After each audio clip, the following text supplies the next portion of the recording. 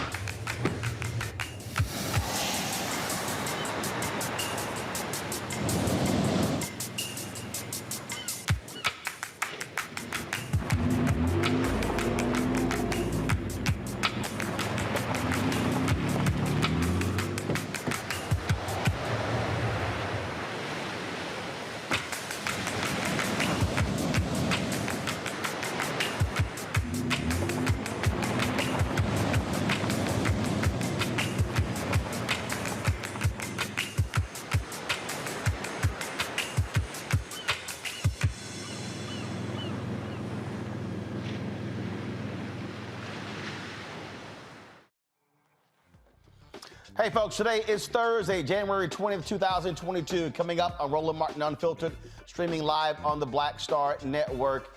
Senate Democrats don't do their job, mainly because Arizona Senator Kyrsten Sinema and Joe Manchin choose not to end the filibuster in order to protect voting rights. Also, we'll talk with Cliff Albright with Black Voters Matter about what is next. Also, Joe Madison, Sirius XM radio host, has ended his hunger strike, which was focused on, again, waiting for the moment to sign this particular bill. Also on today's show, sad news from Delta Sigma Theta. The national president passed away today. We'll give you those details. Also on today's show, we'll talk about a case out of Philadelphia where some cops have been charged in the death of an 8-year-old girl. Plus, you'll get the first public look at the cover of my book, White Fear, that is dropping this year. Folks, it is time to bring the funk on Roland Martin Unfiltered on the Black Star Network. Let's go. He's got it. Whatever the miss, he's on it. Whatever it is, he's got the scoop, the fact, the find. And when it breaks, he's right on time and it's rolling. Best believe he's knowing. Putting it down from sports to news to politics. With entertainment just for kicks, he's rolling.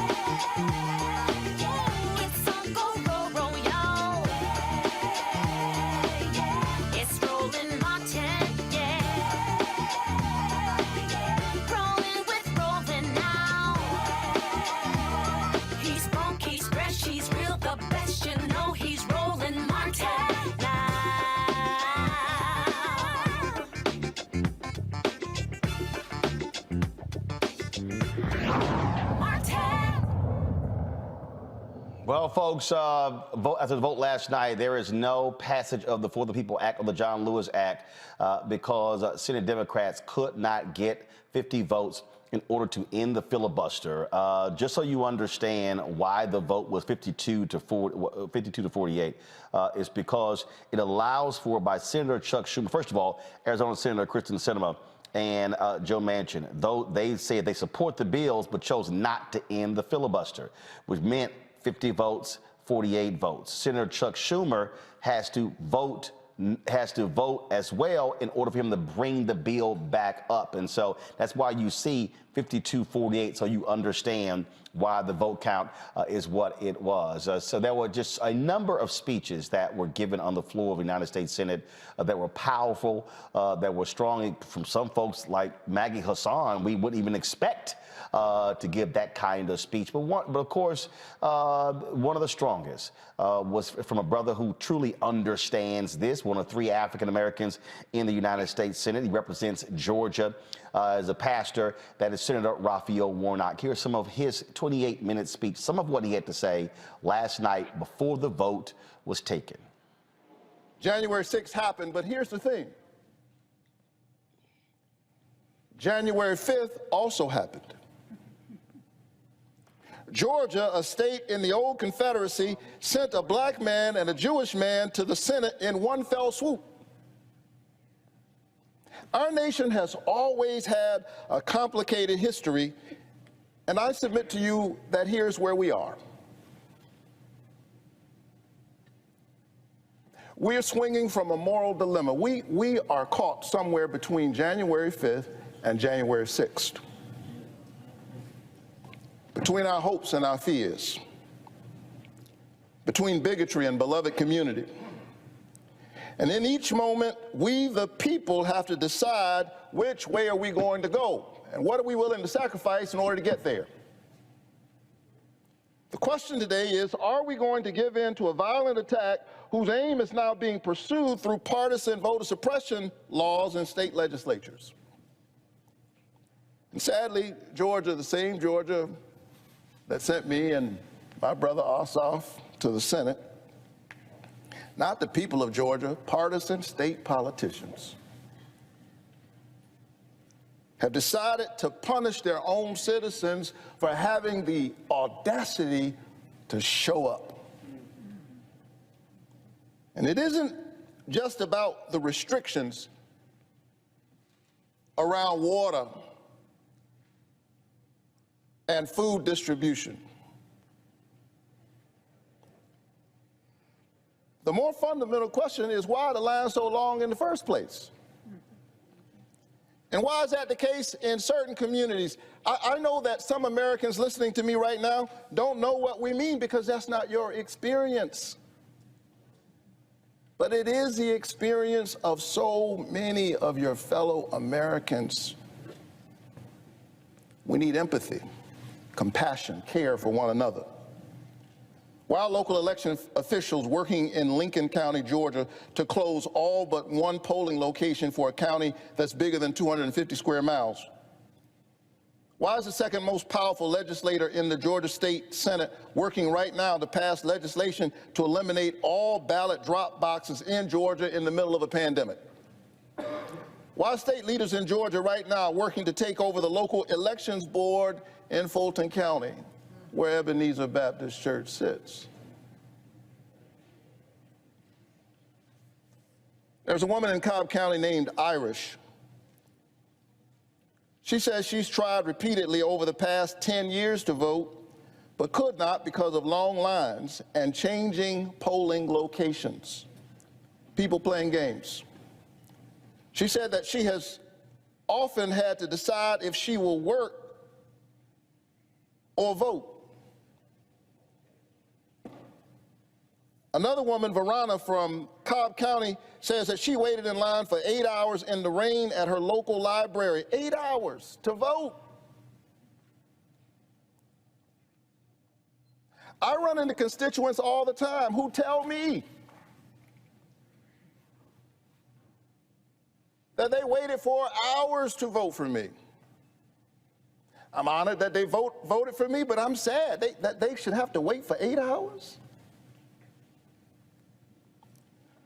A student in Atlanta named Isabella says that she and many of her friends who could not vote in the November 2020 election because they did not want to skip class to stand in line. Why are state leaders in Georgia behaving as if giving voters these awful choices is normal, or that voters like these Georgians don't exist? Those are the facts of the laws. that are being passed in Georgia and across our nation. And so here's the question tonight. America, are we January 5th or are we January 6th? Are we going to give in to the forces that seek to divide us by gerrymandering us, suppressing us, and subverting the voices of some of us in pursuit of power at any cost? Or are we going to live up to that grand American covenant, e pluribus unum, out of many, one? I choose what Dr. King called beloved community. I choose America. I choose a nation that embraces all of us. We've been summoned here. We cannot turn away. And in just a few moments, all 100 of us, blessed with a sacred trust, will let the American people know where we stand on the question of whether the Senate will protect their voices, the voices of the very people who sent us here, or if we will simply surrender to the anti-democratic fervor and polarizing disunity spreading across our nation. Joining us right now is the co-founder of Black Voters Matter, Cliff Albright. Cliff, glad to have you back on the show. It was certainly a difficult night for folks like yourself and others who have been fighting for voting rights, who've been in the streets, getting arrested, who've been traveling around this country, risking getting COVID, all of these different things, going into, the backwoods, the country parts, delivering collard greens and water, just trying to get people to understand the power of the vote. With all the work done to elect that man and John Ossoff, which gave Democrats, frankly, control of the United States Senate, to see two white U.S. senators, one from Arizona, one from West Virginia, completely just ignored the reality. What Republicans are doing across the country has to be frustrating.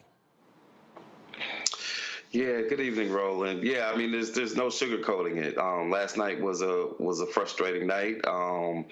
Even though we knew what those senators were saying going into it, you always hold out hope that maybe they'll hear something that'll change their thinking. Maybe they'll get some extra facts that'll change their thinking. Maybe they'll be inspired by my senator, and I'm so proud to call him my senator, Senator Warnock, and even John Ossoff, who I thought also gave a good speech. And more importantly, when Senator Susan Collins tried to clap back, she wasn't ready for his response to her in regards to the Voting Rights Act. We could talk about that in a second, but we're just thinking that maybe they'll hear something that would change their votes. But, as we learned by the end of the night, there wasn't anything that could have been said. There was no facts. There was no history about the filibuster or about Senate procedures. There was no information about the realities of voter suppression that some of their own colleagues were telling them about their own states. There was nothing that they could have heard to change their minds. But with that said,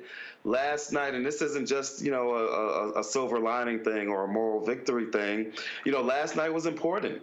The fact that we even had that debate is something that was produced by a movement, by what you were just talking about, by folks who have been in the streets and getting arrested and sending messages and texts and all of that. Movement made that debate even happen.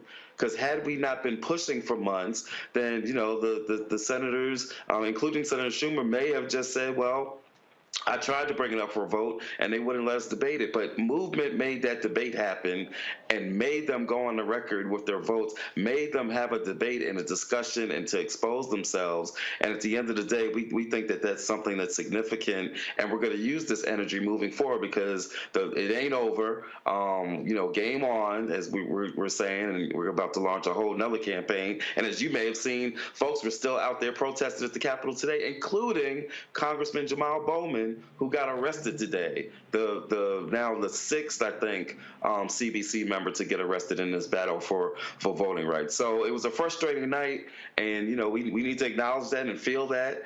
but we need to move on from that. Because at the end of the day, you know, as I've been reminding people today, the Cheney, Goodwin, and Schwerner were murdered in June of '64.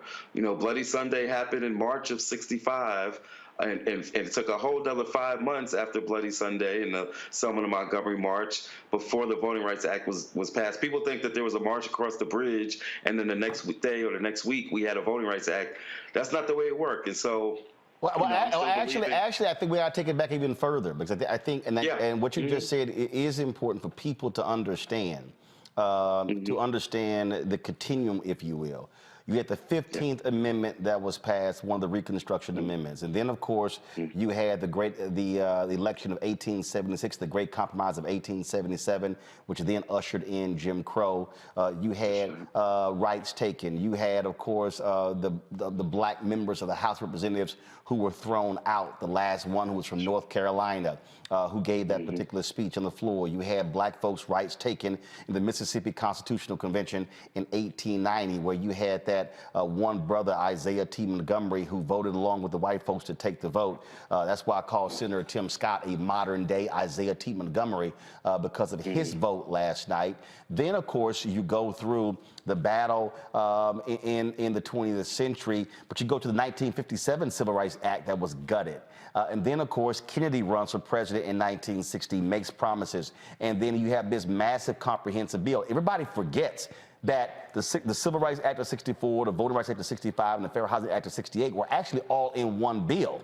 And so nothing happened for 2 years. Kennedy gets killed. LBJ says, we're going to move this forward. But he tells King, we got to break this thing up. And so then you have Civil Rights Act that comes first, public accommodations. Then you had voting rights in '65. Then you had fair housing in '68. And so the Black Freedom Movement, if you say, starts with, of course, Montgomery, 1955, December 1st. And then you go through the Fair Housing Act being passed 9 days after King, signed into law 9 days after King was assassinated. That's 13 years. Now, none of us want to wait 13 years, but those folks put it on the line every single day during that period. And so folks need to understand, ain't no microwave social activism. That's right. That's right. No, I'm so glad you went into that history for a couple of reasons. One, because we got to understand now it's urgent, right? We got to have a fierce urgency of now, but we also got to understand the ebbs and flow of history and where we are in this moment. And just because we didn't get what we wanted last night doesn't mean that the battle is over. And so understanding that history is important. The other reason I'm really glad you went into that history is because what you just described regarding the public accommodations and voting rights and fair housing, and the way that they broke that into pieces, ultimately that may be what has to happen with this voting rights bill and the different pieces of it, because we got the gerrymandering, we got the dark money, and you heard the Republicans really focusing on the dark money and the campaign finance reform pieces of the bill, but you got those pieces. Of course, you've got the restoration of the Voting Rights Act piece, which Susan Collins was pretending like she supports, even though she didn't vote for it when it was up a couple of months ago. And so you've got these pieces, and one of the strategies that we may wind up pursuing is breaking down different parts of it, much the way you just described the way that those civil rights bills, including voting rights, was broken down in the 60s. The other thing is that, and I've been saying this to folks as well, because I think people also need to be fully aware and understand how these things are interlocked. So you take what happened last night. This right here, if y'all you're not seeing my computer, folks. Okay, all right. Let me see if I can get this up, because I need people to understand why these elections matter, why who we put in office matters.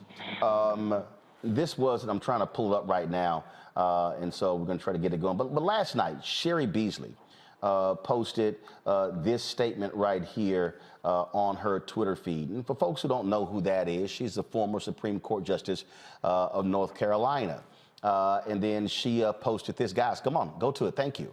Today, Washington has failed us. In this moment, the failure to stand up for our fundamental constitutional right to vote turns back the tide while our democracy is under attack. And so she lays all these things. But this is what she says in the end. If I were in the Senate today, I would vote for the Freedom to Vote Act and John Lewis Voting Rights Advancement Act to ensure we don't pass this fight on to future generations.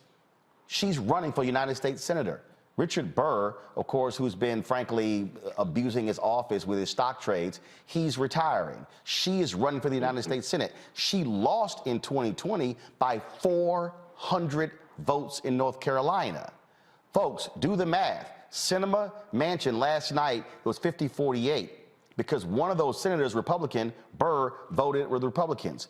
If Sherry Beasley is the United States Senator next year, if she wins and is sworn in, then all of a sudden now you're looking at 50-49.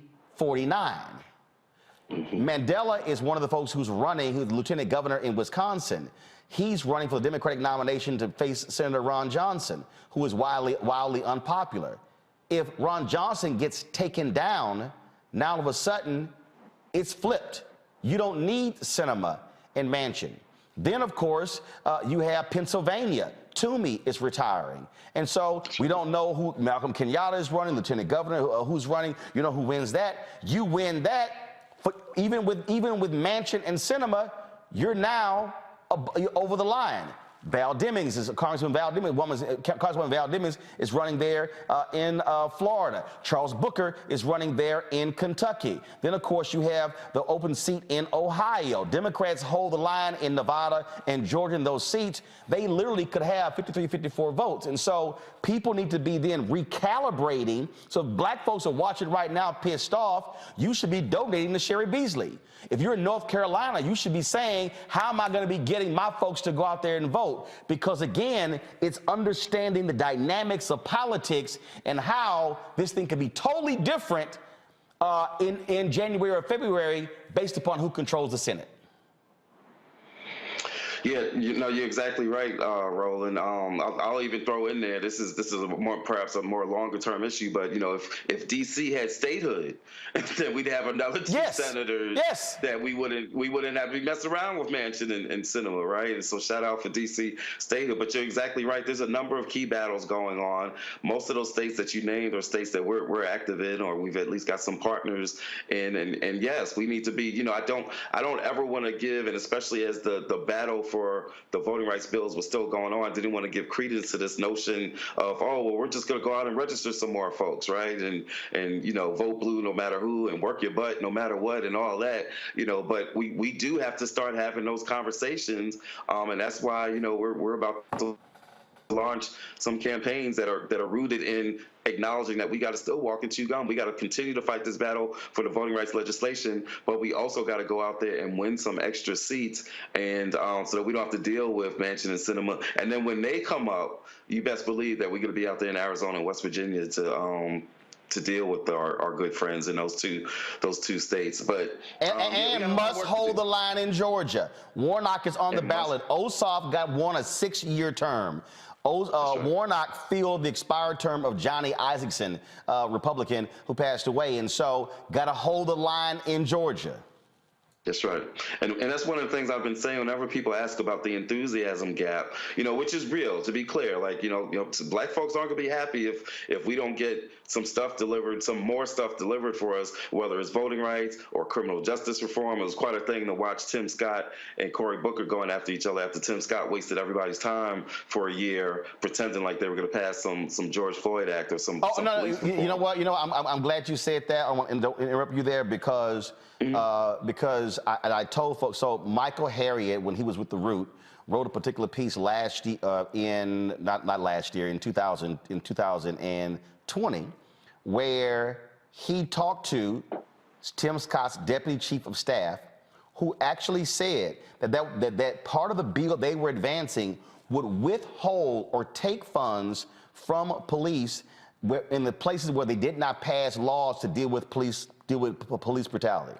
Now, here's what's interesting. When Tim Scott went on Face the Nation to Margaret Brennan talking about, Democrats want to defund the police, and that was just a bridge too far, I then text messaged him and said, Can you explain me the difference between what you proposed last year and what you're accusing Democrats of? That was on October 27th. I sent him the text again last night. Now, mind you, he was responding to my other text messages about read the bill, read the bill. But when I brought up his own bill that showed he was a hypocrite, no response. I emailed his staff again yesterday saying, why haven't y'all answered me in 2.5 months when your own deputy chief of staff said the exact same thing that Scott's now accusing Democrats of? Complete, total silence. That shows you how fraudulent they are and how fraudulent he was, wasting the times of all of those families who were there fighting for rights. He never intended for the George Floyd Justice Act to go forward. It was all a charade, and that's why I call Senator Tim Scott a modern-day Isaiah T. Montgomery. And he's up this year, right? And so, people aren't expecting to put as much attention into South Carolina as some of the other states that we went through, Pennsylvania, Ohio, Georgia. Go ahead.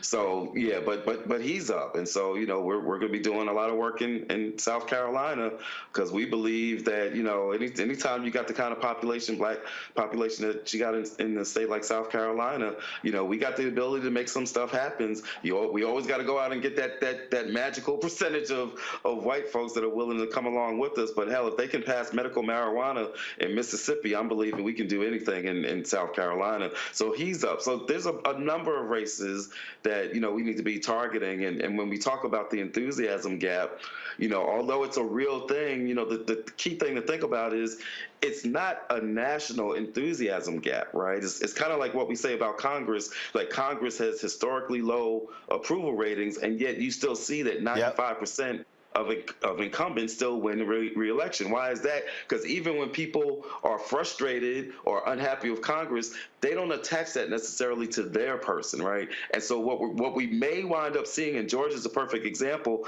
even black folks that are upset with Biden or Democrats in the Senate, we're not upset with Warnock, right? We know that he was out there fighting, and so you might not see the same lack of enthusiasm someplace like Georgia as you might in some other states, like say a Delaware, where I don't know if those senators are up for Carper and Coons, but they didn't fight like Warnock, and so there would be a bigger enthusiasm gap there than you would see in some place like Georgia. This is video we're showing right now of Congressman Jamal Bowen getting arrested today. You referenced that earlier, so I wanted to definitely show that. It is you've made the point consistently, Cliff, that you cannot out-organize voter suppression. Yesterday, guys, if y'all have that clip of President Joe Biden, let me know if y'all have the clip where he admitted that, frankly, he has not communicated enough to African Americans. And the thing here is this White House, the Democratic Party, their messaging, look, Frank, has been terrible, okay? I don't understand how in the hell you pass a $2 trillion bill and you don't know how to explain to people what the hell is in it. I mean, that just makes no sense to me whatsoever. But the point that you made is they're going to have to deliver. One of the things that President Biden said after Scott scuttled the George Floyd Justice Act, where they're going to be moving forward with executive orders. I'm sitting there going, what the hell happened? They should have done that literally the next week after he did that. You don't sit here and wait 3-4 months. No, you jump on it immediately. That's the sort of action that there has to be far more sense of urgency from this party, and it can't come in August and September. It needs to happen now. Yeah, it needs to happen now. It needs to happen yesterday. Truth be told, that could have happened. He didn't even have to wait for the George Floyd Act to fall apart. He could have done that on January 21st, January 22nd of 2021 when he came in. He could have done the executive orders now on that. So you're exactly right. It's past time for some of those executive orders, whether that's on policing or student loan debt, which, to be clear, is a racial justice issue. Dealing with student loan debt and debt cancellation can have an immediate impact on the racial wealth gap. And so, there are some actions that he can take that might help deal with whether or not there's going to be a lack of enthusiasm amongst black voters. But at the end of the day, regardless of what we're going to do, they're going to have to get something passed because, we've still got to deal with the attacks on drop boxes. Now you got this fool, Purdue, talking about, and not just him, he's just piggybacking on DeSantis, talking about election police. You know, it's so, which he doesn't even have the constitutional authority to do in Georgia, right? But they're still going to talk about it, and they're still going to try it. You got DeSantis putting out his own maps. You got a governor in Florida putting out redistricting maps. That ain't your job. Stay in your lane, right? But again, this is all a part of the voter suppression that we're seeing, and so we're going to do what we need to do to talk to our folks and focus on our issues and mobilize folks. But we've got to. I'm still saying it. We still got to get them. They can't move on to this so-called Electoral Count Act. You may have heard some of that discussion, right? That they just trying to act like that's a substitute for voting rights. That's not a substitute. That would be like, and I shared this the other day on Martin Luther King Day, that would be like LBJ telling Dr. King, or Congress telling Dr. King, you know what, Dr. King, we can't pass this Voting Rights Act right now that you want to get passed. But let me tell you what we're going to do for you. We're going to pass an act that says after they finish keeping you from registering, after they finish giving you literacy tests, after they finish making you count the jelly beans, after they finish closing your polling places, after all is said and done, and they send us the election results, we're going to make sure that those results get confirmed and certified as it was sent to us by the state. That would have been insulting to Dr. King, and that's insulting to us today. The Electoral Count Act is not voting rights. Repeat, the Electoral Count Act is not voting rights. It is not a replacement for restoring the 1965 Voting Rights Act. It's not a replacement for guaranteeing days of early voting and vote by mail and making Election Day a national holiday. So they still need to fight. And we're still going to fight and do what we need to do to get those things passed, even if it's in pieces, as you described earlier. But we need that to go along with the mobilization that we're going to be doing as we try to target some of these states up and down the ticket, from Senate on down to local races. Because at the end of the day, we need these school board seats just as much as we need these Senate seats, because we all know what's going on at the school board level. Indeed. Cliff Albright, co-founder of Black Voters Matter. You know we always there with you, and so let's get it on in 2022. All right, game on. Yes, indeed. It ain't over. I appreciate it. Thanks, sir. All right, folks, let's go to my panel right now. Greg Carr, Department of Afro-American Studies at Howard University. Reese Colbert, Black Women's Views. Also Faraji Muhammad, host of upcoming show on of course, Black Star Network. Greg as well. Greg will be doing the Black Table. I saw the first cut today. Looks great. And Faraj is For the Culture with Faraji Muhammad. And so, again, that'll be upcoming. I want to show y'all this here. This has been making the rounds on the social media. So Senator Mitch McConnell was asked this question, and this is how he responded. What's your message for voters of color who are concerned that without the John L. Lewis Voting Rights Act, they're not going to be able to vote in the midterm? Well, the concern is misplaced, because if you look at the statistics, African-American voters are voting in just as high a percentage as Americans. A recent survey, 94% of Americans thought it was easy to vote. This is not a problem. Turnout is up, biggest turnout since 1900.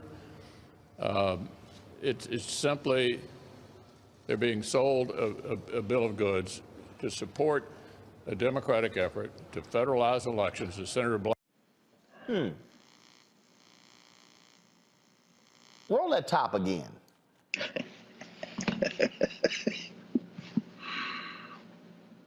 John L. Lewis Voting Rights Act, they're not going to be able to vote in the midterm. Well, the concern is misplaced, because if you look at the statistics, African-American voters are voting in just as high a percentage as Americans. A recent survey. Did something happen, Reese? Are you an American? Last I checked, I was. Faraj, I'm just saying, are you an American? We're here. Okay, Greg. Greg, I don't know about you. Well, don't ask Greg. Don't ask Dr. Carr. Dr. Carr. No, don't ask me. But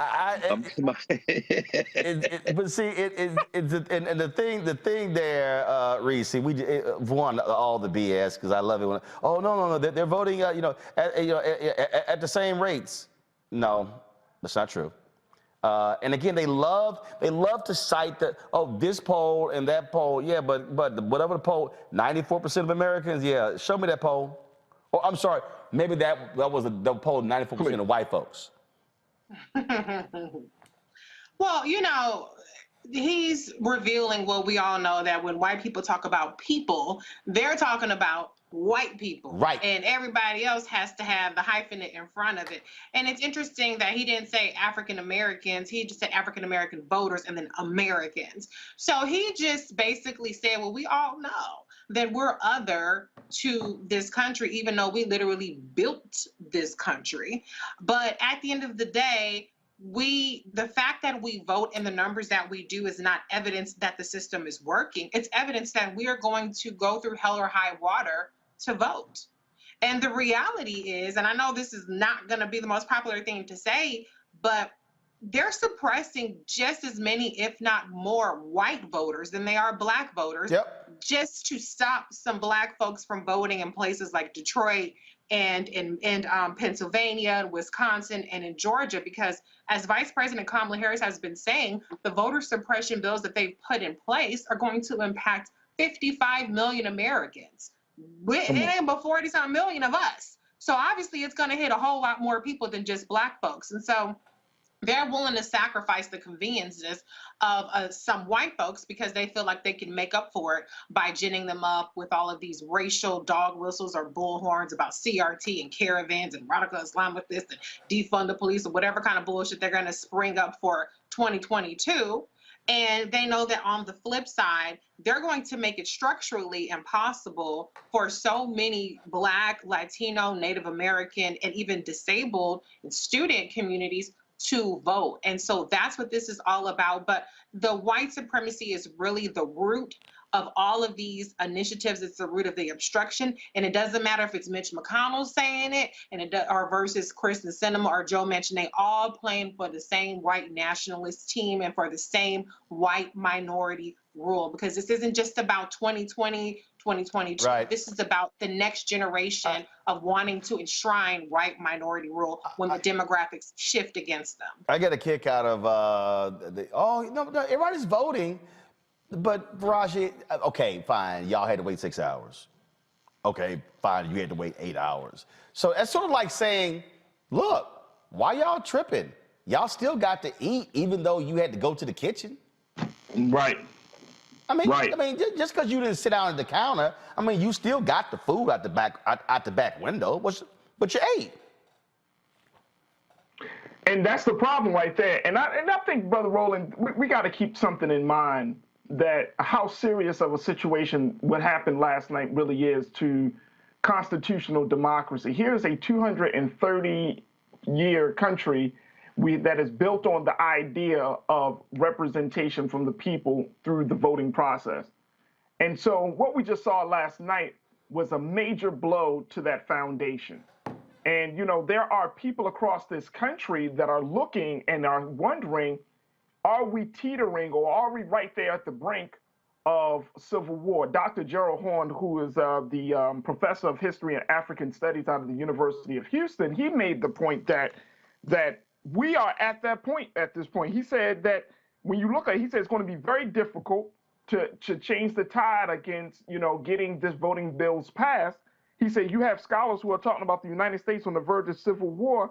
He said, in some ways, the situation in the United States is either spinning out of control or has spun out of control. So we're looking at a situation like this. Reese talked about those voter suppression bills, laws. The Brennan Center for Justice, which is a public policy institute out of New York, NYU, they say 400 laws have been introduced in 49 states restricting voter access. What is going to happen when people go to the polls and they can't go to the polls, or they're restricted, or the ballot boxes aren't there, or there's some sort of limitation? The United States government, the government leaders are playing games with our lives. Because why? If voting is supposed to be the most easiest way to participate in this democracy, and you can't say that at this point in time that people aren't already dissatisfied, you are going to essentially destroy, and I will go as far as to say to cultivate domestic terrorists against the United States government. Well, what you dealing because people aren't going to be feeling like they're going to be seen or heard, or that their will is going to be fulfilled. Well, again, what you're dealing with here is that the old way was to simply firebomb churches, blow up houses, and intimidate black people, threaten them to lose their jobs. What they're doing here, Greg, is they're doing as a federal court rule, surgical precision in terms of how they're able to attack. They're studying, I'm going to change this and change this. That's what they're doing. And so the Republicans in Congress are saying, hey, everything is fine. Hey, we see what you're doing on the state level. Y'all keep going. Hey, we don't see what the whole deal is, which says also to our folks, we'll be talking with a Black Lives Matter leader coming up next. It says to our folks why we can't just focus on what's happening here in the nation's capital. You know, we're just 2 blocks from the White House, a few blocks from the Capitol. You would be focused on what's happening in your state capital, because that's where they have been really creating the most havoc. That's exactly right. And by the way, Roland, I love the fact that you repping Tennessee State Tigers, man. I know that's one of the many HBCUs that is shown. So I know Dr. When I'm wearing the hoodie, I'll explain a little bit later, because we, in honor of Alpha Phi Alpha, its 115th anniversary, I partnered with McDonald's to create 7 scholarships worth $15,000 each for HBCU juniors and seniors. I'll explain more about that later, but go ahead. Okay, yeah. Well, you've been saying you were going to do that, man. Y'all pay attention. This is why you support the Black Star Network. Roland is as good as his word. He's been saying that for years. Yeah, I mean, I love Mitch McConnell. He's an unreconstructed white nationalist, Klan adjacent. And my response to him would be the end of this month, I think the 25th of January is the filing deadline. Charles Booker, 2022, break Rand Paul's whole spine. That's the response. You don't, you know, Stevie Wonder said it best in his song Superstition: when you believe in things you don't understand, you suffer. So to me, asking anyone whether they're American or not is a trick question. There's no such thing as an American. I'm an American citizen. I have a passport. I can vote. And so that's the issue. And I think as you walked, Cliff, through that history, it's very important to understand the federal Constitution of the United States of America was set up to prevent majority rule. And at the time, people of African descent were not included. This mess started to fall apart as you began to walk, Cliff, through those Civil War amendments with the 13th, 14th, and 15th Amendment. When you included people of African descent in something we were never supposed to be included in, it began to upset the balance. For a brief moment, there was an off-balance moment when they glimpsed the possibility of maybe something like, what did Senator Warnock say? A nation that embraces all of us. Because he said, I choose America, and then he said, I choose a nation that embraces all of us. And I understand why he had to say it, because he got to win re-election so that you don't have a brain-damaged bulldog join Coach Tuberville from neighboring Alabama and become the literal dumbest senator in the damn United States Senate. So I understand why Warnock had to say that, but them 2 different things, bro. You say you choose America, what is that? And then you say I choose a nation that embraces all of us. That thing has never existed. But from 1865 to 1875, as you walk Cliff through, there was a glimpse of possibility, and then the North made a deal with the South. In exchange for giving them home rule in the South, they told them, just don't leave the Union, and they didn't. So we had to fight a second Reconstruction, as you've always walked us through. And from 1955 to 1965, we performed radical surgery on the United States. And as you always walk us through, when Martin King's last book, Where Do We Go From Here? Chaos or Community, when he laid down the blueprint for what to do, well, their response since then has been a long period of what Dylan Rodriguez and others call white reconstruction. So now the patient is terminal, because after all that time, the population has been shifting. So this is where I end. We have to now go to war. Stop talking this craziness. I understand why Warnock said what he said, but Cory Booker's still up here with this foolishness like we. There ain't no we, bruh. You know what you need to do in Kentucky? The president of Kentucky State University, the University of Kentucky, we got all them black ball players. You make election, you close your school. When Raphael Warnock says skipping class, they didn't want to skip class to have to make them that awful choice.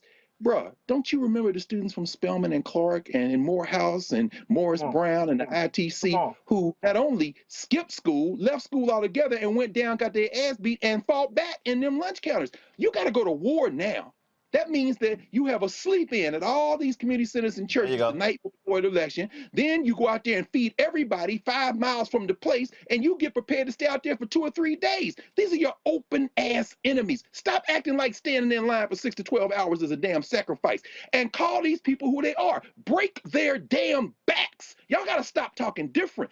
You're talking a language they don't understand, bro. It's time to have some bass in your voice now. I may in the next hour, I may have to play that commentary I did in the first year of Trump. This means war, for people to understand where we are. I got to go to a break. We come back. We're going to bring in one of the leaders of Black Lives Matter movement into this conversation. We're going to also talk about Biden's news conference yesterday, his first year, all of that. That's next right here on Roland Martin Unfiltered on the Black Star Network.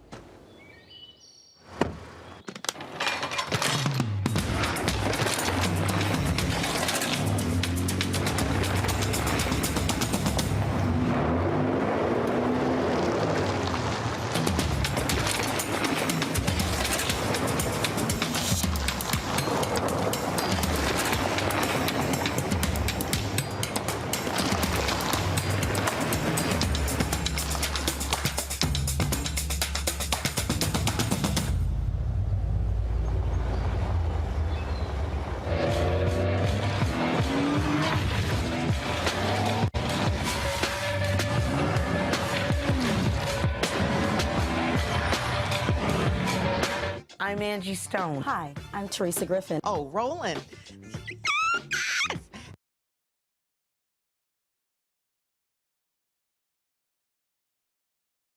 Hey, Roland, I am so disappointed. Welcome back to Roland Martin Unfiltered. Not sure what happened there, but we'll get that whole thing sorted out. Folks, yesterday, President Joe Biden held a news conference where it was his, of course, 1-year anniversary of his first year. And longest news conference in presidential history, about 90 minutes. Actually, it was pretty interesting because, you know, so many people love to ask the question, saying, why is he taking so long and what's going on? And he has no stamina. Well, hell, he stood there and took all those questions. All right, this question was asked yesterday. Listen to this. Voting rights and the struggles you've had to unify your own party around voting rights. Unity was one of your key campaign promises. In fact, in your inaugural address, you said your whole soul was in bringing America together, uniting our people. People heard the speech that you gave on voting rights in Georgia recently, in which you described those who are opposed to you to George Wallace and Jefferson Davis, and some people took exception to that. What do you say to those who were offended by your speech? And is this country more unified than it was when you first took office? Number one, anybody who listened to the speech, I did not say that there were going to be a George Wallace or a Bull Connor. I said we're going to have a decision in history that is going to be marked just like it was then. You either voted on the side that didn't make you George Wallace or didn't make you Bull Connor. But if you did not vote for the Voting Rights Act back then, you were voting with those who agreed with Connor, those who agreed with and I think Mitch did a real good job of making it sound like I was attacking them. If you notice, I haven't attacked anybody publicly, any senator, any congressman publicly. And my disagreements with them have been made to them, communicate to them privately or in person with them. My desire still is, look, I underestimated one very important thing. I never thought that the Republicans, like, for example, I said, they got very upset. I said, there are 16 members of the present United States Senate who voted to extend the Voting Rights Act. Now, they got very offended by that. That wasn't an accusation, it's stating a fact. What has changed? What happened? What happened? All right, Ashley Woodard Henderson is with the Movement for Black Lives from D.C. She joins us right now. What else if I can play? I'm going to play it a little bit later. But the thing I thought was interesting yesterday, and we always say this all the time, listen to black people. Biden remarked that he underestimated the obstruction of Republicans. And I'm like, you don't remember 8 years when you were vice president with Obama? You don't, like, black people tried to tell you this.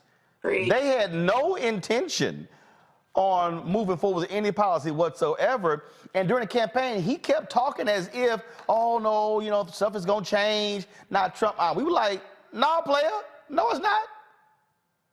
No. And I mean, you in particular know more than most that not only did we tell him that when he was vice president, people have been telling that since he got into Congress. The confusion isn't that voting rights somehow is divisive in a U.S. context. In fact, the thing that is divisive in a U.S. context is making voting rights a partisan issue in the first place, right?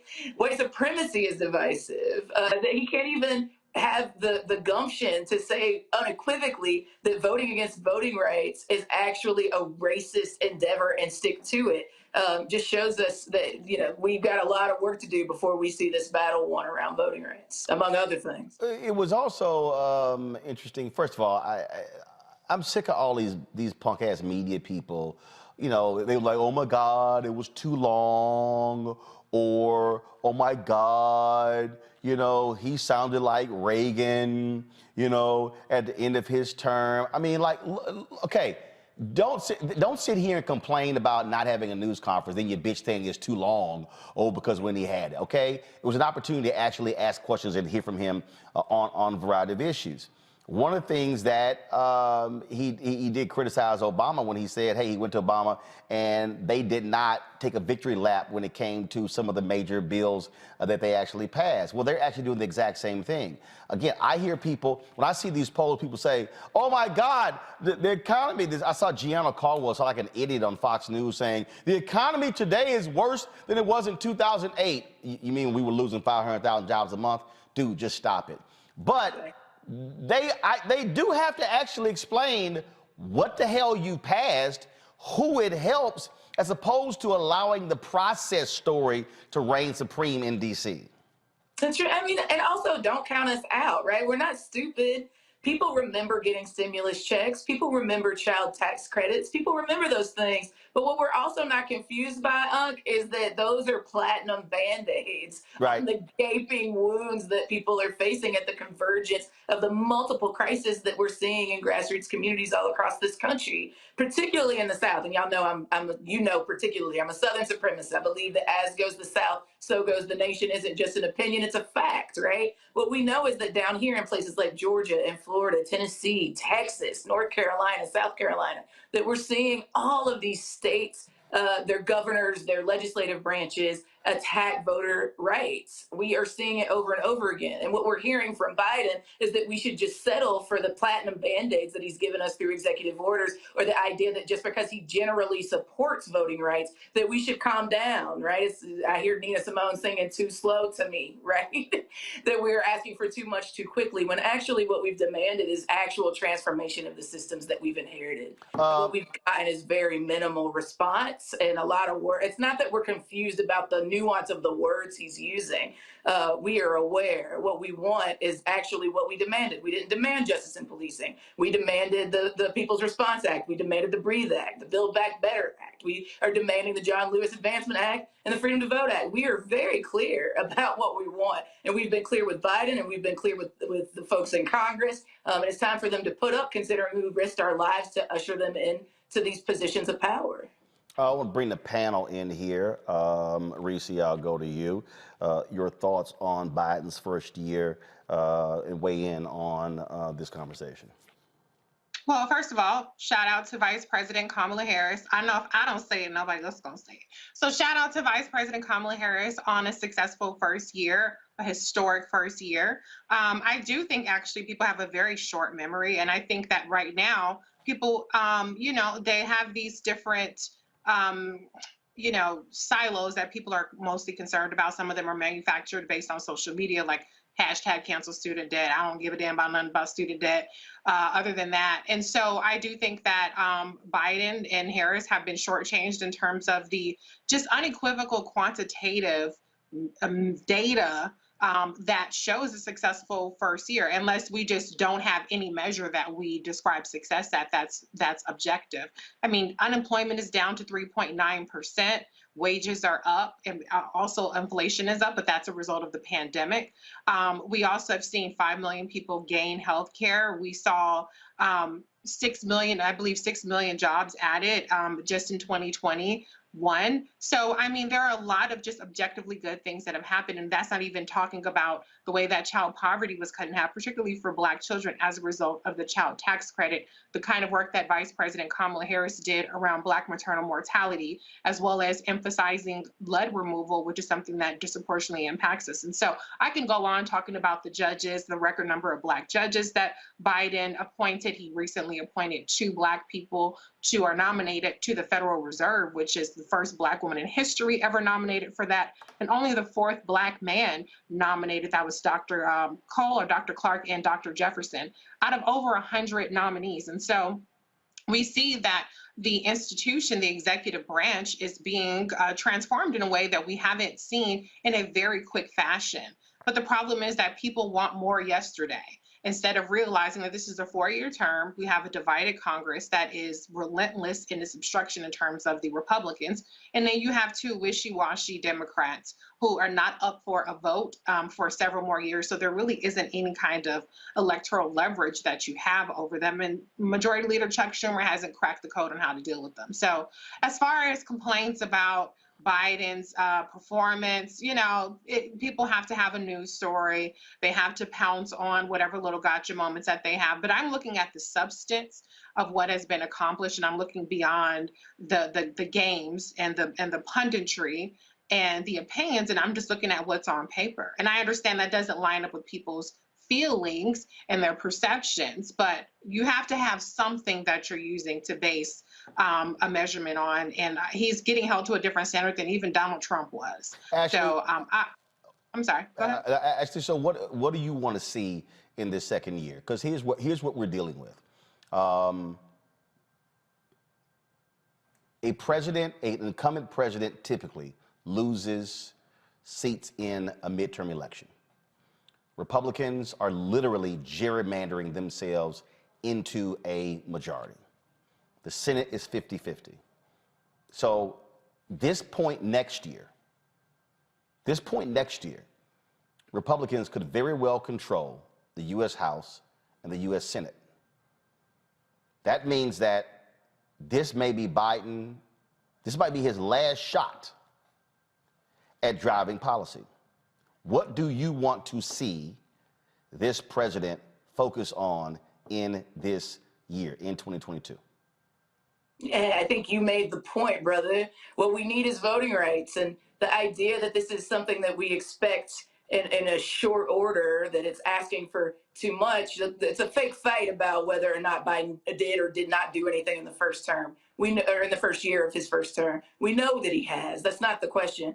The question is, we've been in a centuries-old fight around our participation in the democratic process. And what we've been sold is that being able to participate in voting is actually critical because it helps decide who governs, right? And if we can't actually unequivocally participate in the voting process, then how are we going to be able to decide that more than just the GOP have a say about what the policy interventions in this country will be? That is not something new, and it's not like a particularly revolutionary demand, right? This is actually just asking to participate in a neoliberal experiment around democracy. And I think that is actually really, really critical to get over the hump of. What is also real is that social movements and grassroots communities all across this country have said that we don't want to pick off important issues that are impacting people's intersectional lives, things around policing, things around immigration, around the economy, around infrastructure, around climate and other things. But what is real is that if we do not get something around voting rights, even as Cliff said, even if we have to break the bill down and get it passed in smaller ways, if we don't do that, then our ability to be able to move progressive policy and get elected people who are actually from and of our communities that see a progressive movement forward and electoral justice, bending the moral arc of the universe towards justice, I think we're in for a world of hurt by the midterms and the next presidential. Greg, your assessment, first year, what do you want second year? Well, I agree. I agree with Ashley. I think you really laid it out, sis. My assessment of the first year is pretty much like that 59% of folk who were polled by NBC. And by the way, shout out to Kyrsten Welker for, I know she's got a job she has to do, but to ask that question is utterly absurd. Yes, Joe Biden's a white man. He ain't got no other country to go to. So yeah, you're going to talk about unifying. But then for her to ask him a question like that's a real question, you're not going to unify something that has never been together. It's not fractured. It was never together. Joe Biden lives in a delusional world, so I understand why she had to ask that delusional question. But I expect in that NBC poll, 59% of those folks said that the presidency is going as expected. And yes, why? Ashley just laid it out. We can count. Everybody know that cosplay coal miner out of West Virginia is a wholly owned subsidiary of his owners, and everybody knows that Toonie Loon in Arizona is a wholly owned subsidiary of her donors. We can count. We knew there wasn't going to be no legislation passed. So what I expect for the next coming year now, and you know, it reminds me, we are back now in terms of our attitude. We need to take the attitude of the 1940s and 50s. Remember the first SNCC. Not Student Nonviolent Coordinating Committee, but the Southern Negro Youth Conference, which met in South Carolina at Benedict College, and W.E.B. Du Bois gave a famous speech called Behold the Land. And Ashley, you just hit it again, sis. Du Bois told those young people in the first SNCC, the future of the Negro is in the South. It's time to get everybody registered to vote. It's time to bust them out from the inside, and then you got to overwhelm them. But you got to stop acting like you live in a country where these people have an agreement. There's only one side fighting right now. And you're right, Roland. This is ignorance. Reese, you said it. Now I'll end with this. These people, Reese is laying out the facts. But as you said, Ashley, it ain't about the facts. These people don't give a damn. Tim Scott will lie to his face. Mitch McConnell is an unreconstructed white supremacist. They don't give a damn about the facts. All they care about is POWER. So stop trying to talk to them and break their backs. That's it. Baraji, weigh in. I think that the first year of the president has been, you know, it has its highs and its lows. I mean, one of the big things that I think we need to look at is something that we've talked about here on this show, Brother Roland and family. The fact that the president has gotten 41 federal circuit and district court judges confirmed by the Senate. That's just one. You know, I think that's certainly a and a whole lot of black women. And a whole lot of black women. We've talked about that extensively, so we can't overlook that. But, you know, when we also look at the economy, you know, you have a lot of people that have gone back to work. 6.4 million people have found jobs in you know, over this first year of the president's term. When you're talking about, you know, like Reese said, the economy is moving forward in terms of the country moving forward. But here's the thing. None of that is being felt by the American people, and most importantly, black folks in this country. None of that is being felt. Because why? President Biden stood on the grounds of the Capitol on January 20th, 2021, and said that he was going to move this country in a different direction. Now, I think that as much as we're having this conversation about what he has done, we have to ask the question, well, what are we doing to make a new reality for this country? We cannot have this unrealistic expectation that this one man with a few people in his administration, with a black woman by his side, is going to change the tide of the destiny of this country in 1 year. That's not going to happen. I mean, let's keep that real. So this is also the time that I think we need to stop sitting on our damn hands and get up and do something for ourselves, our families, and our communities, whether you're black or white. Doesn't matter. The point is that we have to get more engaged. And one of the things you asked Brother Roland about, you know, what do I want to see? I want to see black folks, I want to see policy dedicated for black folks actually getting passed for black folks. I mean, hold on. Like what? No, wait. Like what? Sir. Like what? George Floyd Police Act. Can we get something with that? We talked about voting rights. We still haven't talked. We dealt with that. So we still got to deal with the George Floyd Policing Act. I don't know when that's going to happen. Let's talk about again.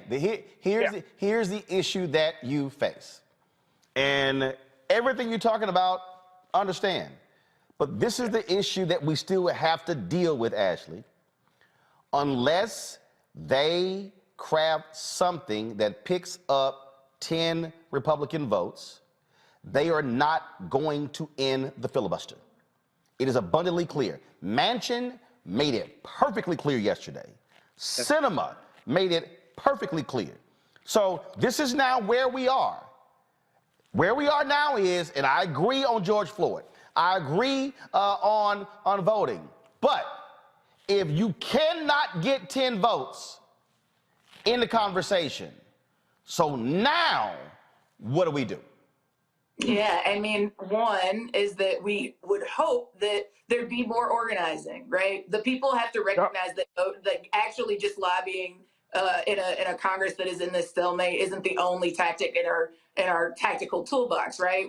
And Roland, you call us to do these things all the time, not only just to show up on the Hill to lobby and advocate for ourselves, but to organize in base bill, to use the direct action. You know, it's interesting to hear people call for the demand of creating policy buy-in for Black people. The Movement for Black Lives did that. We developed the Vision for Black Lives policy platform. We had state, local, and federal demands. The People's Response Act from Cori Bush is literally an offshoot of the BREATHE Act that was written by Black people who were listening to the 25 million people that were in the streets in 2020 that were demanding the reinvestment of our tax dollars into building healthy, sustainable, and equitable communities. Folks that have been in the streets around the Thrive Agenda. Folks have been fighting for a red, black, and green New Deal. That is not, to say that the fix is for regular, schmegular people who are living at the nexus of the converging crises of COVID and economic crisis, understanding that white supremacist violence is very, very real in the places that many of us live, and that we are still showing up and showing out, including fighting for voting,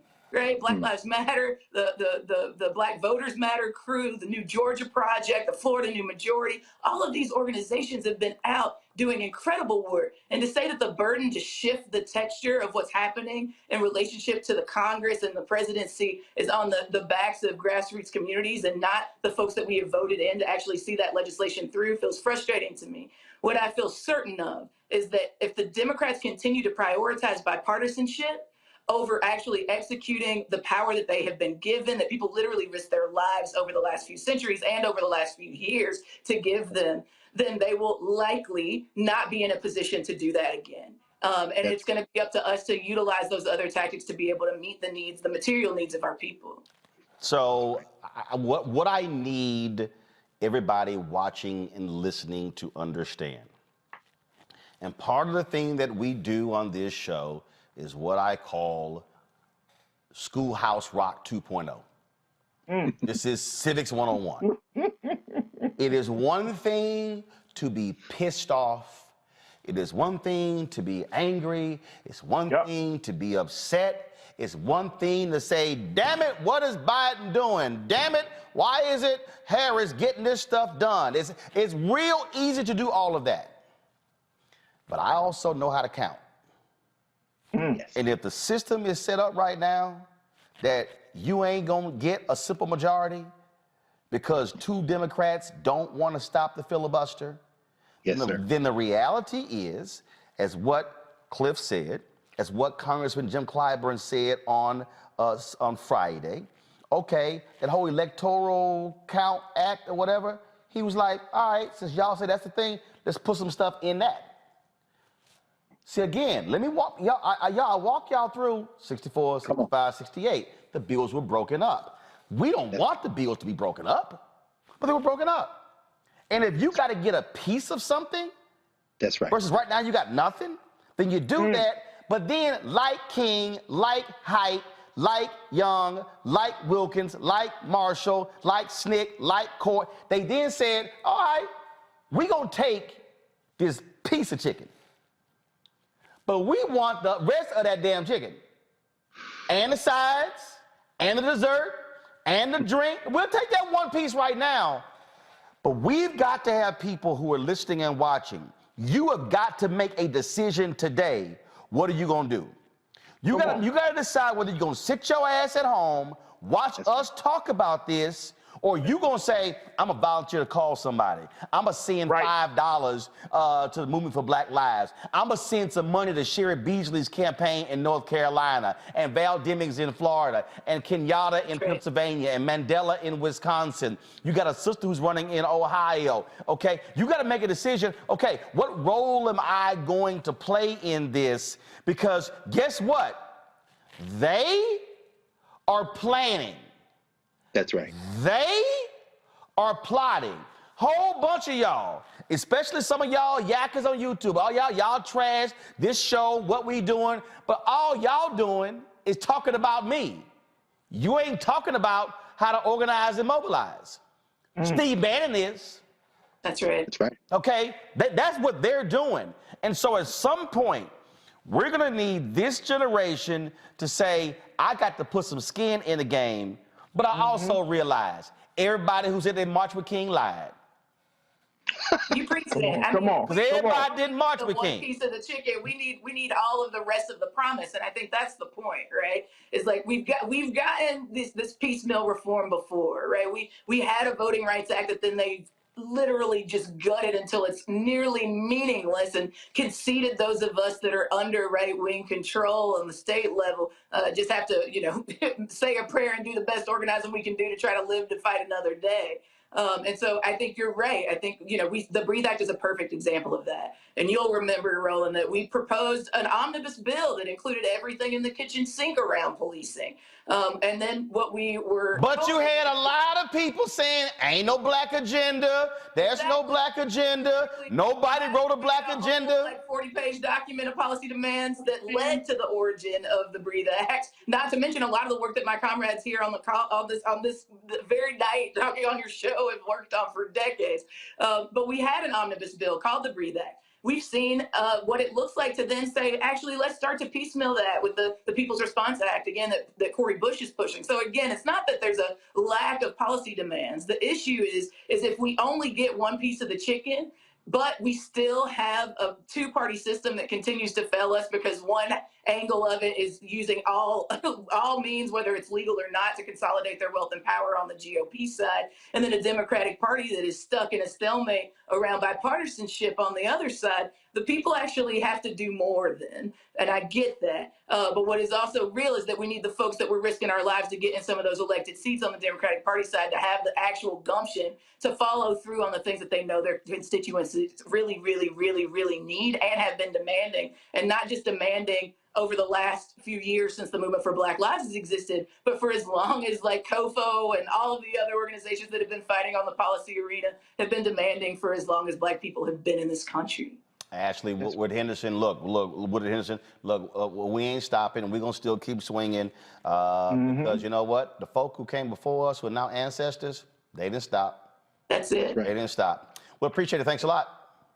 Love you much. Thanks a bunch. You take care. All right, folks, got to go to break. When we come back, we will have more Roland Martin Unfiltered. Man, we got lots more to cover, y'all, including a couple of memoriams. One of them, the passing of the recently installed president of Delta Sigma Theta Sorority Incorporated, who passed away this morning. We also, of course, have our Black and Missing that we always do. We also will tell you about several cases of police officers acting a fool, being held accountable for their actions, and a couple of things. I'm going to give you the information. Listen up, HBCU students, all HBCU students. If you are a junior or a senior, you can apply for this new scholarship. There are 7 of them. They're $15,000 each.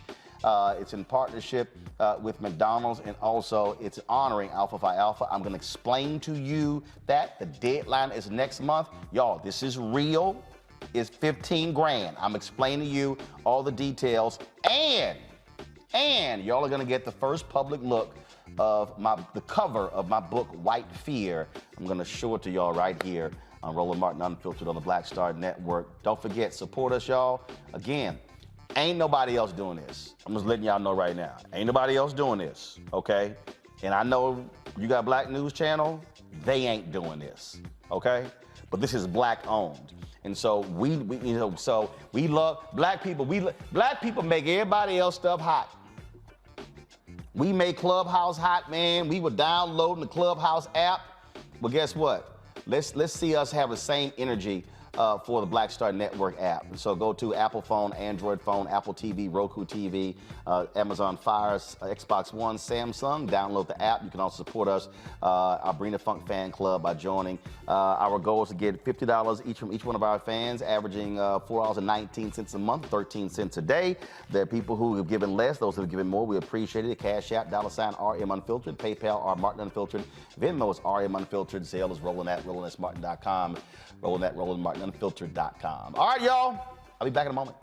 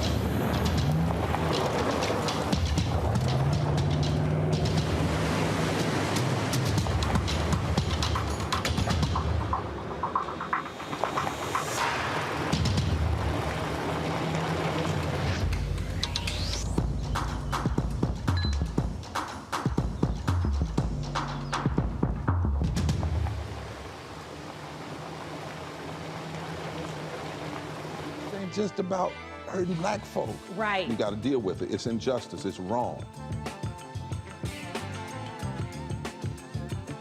I do feel like in this generation, we've got to do more around being intentional in resolving conflict. You and I haven't always agreed. Yeah. But we agree on the big piece. Yeah. Our conflict is not about destruction. Conflict's going to happen.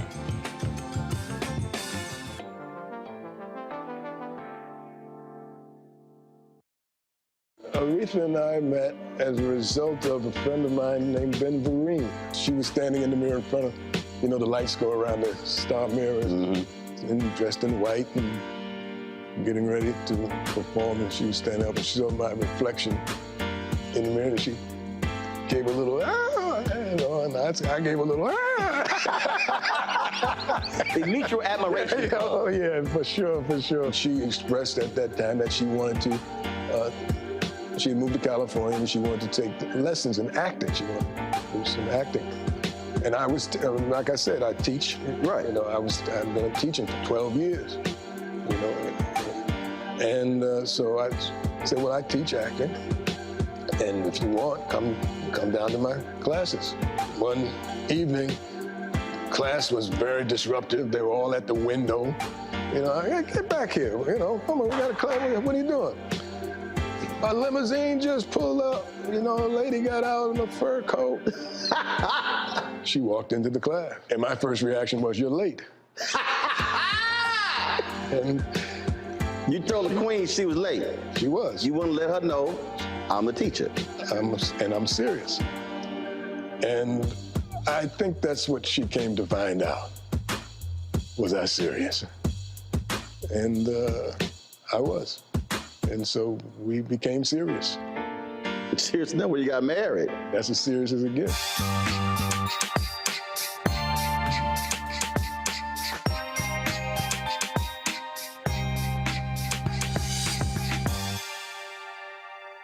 Hey, everybody, it's your girl, Lunel. So what's up? This is your boy, Earthquake. Hi, I'm Chaley Rose, and you're watching Roland Martin Unfiltered.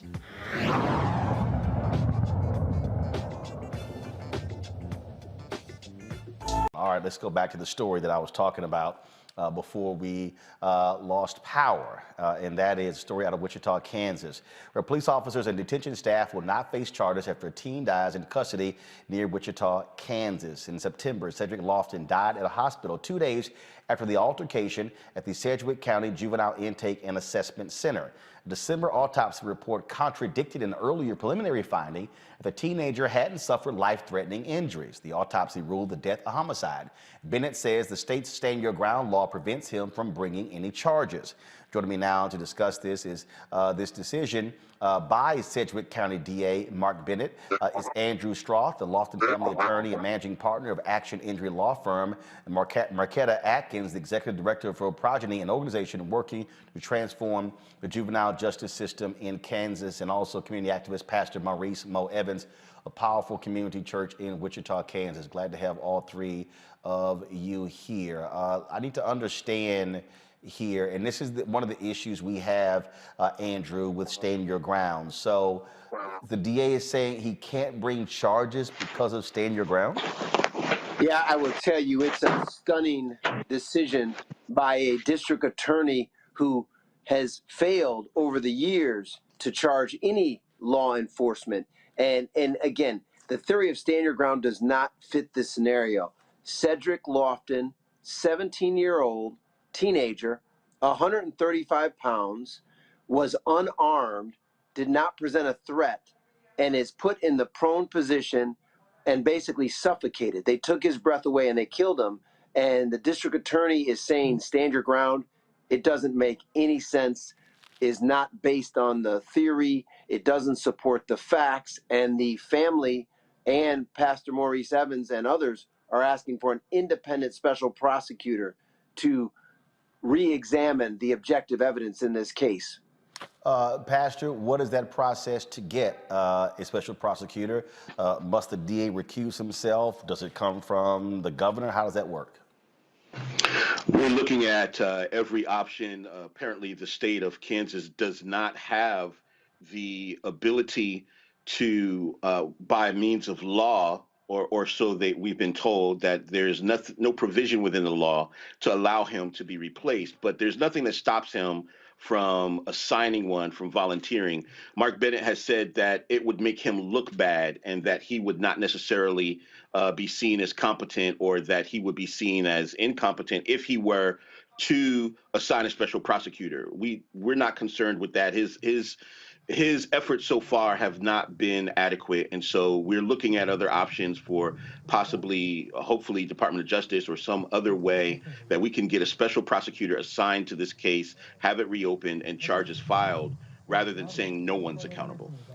This is the kind of thing that we have seen, Marquetta, in so many other states. That just makes no sense whatsoever. It is as if people have the absolute right to shoot to kill, and they have no consequences. Absolutely. I think society and this country is teaching us our kids are expendable, and they're not. Cedric was a child. He was in a mental health crisis, and he deserved to get the help that he needed. He did not deserve to go to JIAC. He did not deserve to come out of there dead. And so we have to stop this trend of making this nation think that our kids are expendable, because they are not. But I'm trying to understand how the Stand Your Ground law applies. Where did this actually take place? Was it inside the facility? It happened inside the facility. Yeah. Yeah, it was earlier interaction with the Wichita Police Department, but he was actually suffocated and crushed inside the juvenile intake center. And you can see on the video the stress and pressure that was put on Cedric. And let's be clear, they put Cedric in the prone position, face down. And that is a dangerous position and against policy. And it was for approximately 20 minutes. Okay, so how does, so I'm just trying to and this is what I'm trying to understand here. Okay, so these are, the individuals who did this, they work for the facility? Correct. Okay. Which means that they have procedures. That's right. So he's face down? Yes. Are they saying that he was striking them, he was fighting them, he was beating them, he was biting them? What are they saying? You know, Pastor Mo, why don't you respond to that? Because the DA's report, Mark Bennett's report, is so disturbing that you got a young man not posing a threat that they basically killed. So stand your ground makes no sense. And they interviewed the individuals at JIAC, and even their own interviews don't indicate a threat. But Pastor Mo, I defer to you. Pastor, you there? Actually, we lost him. I'm here. Okay, Pastor, you back? Go ahead. Yeah, the whole thing has been sophistry from the beginning.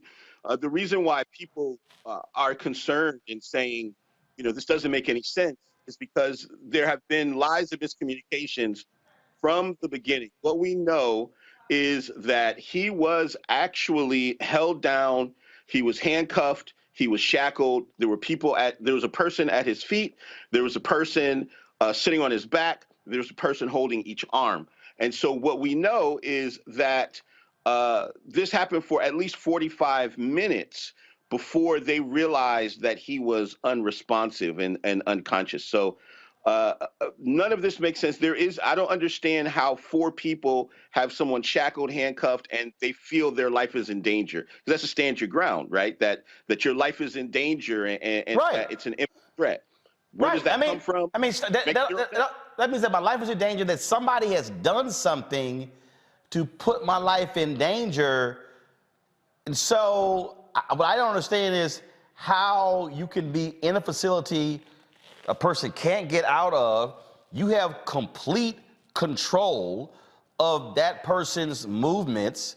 4 people are holding him down, and it's stand your ground?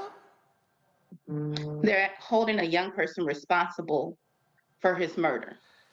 They're holding a 17-year-old child in a mental health crisis responsible for his own murder.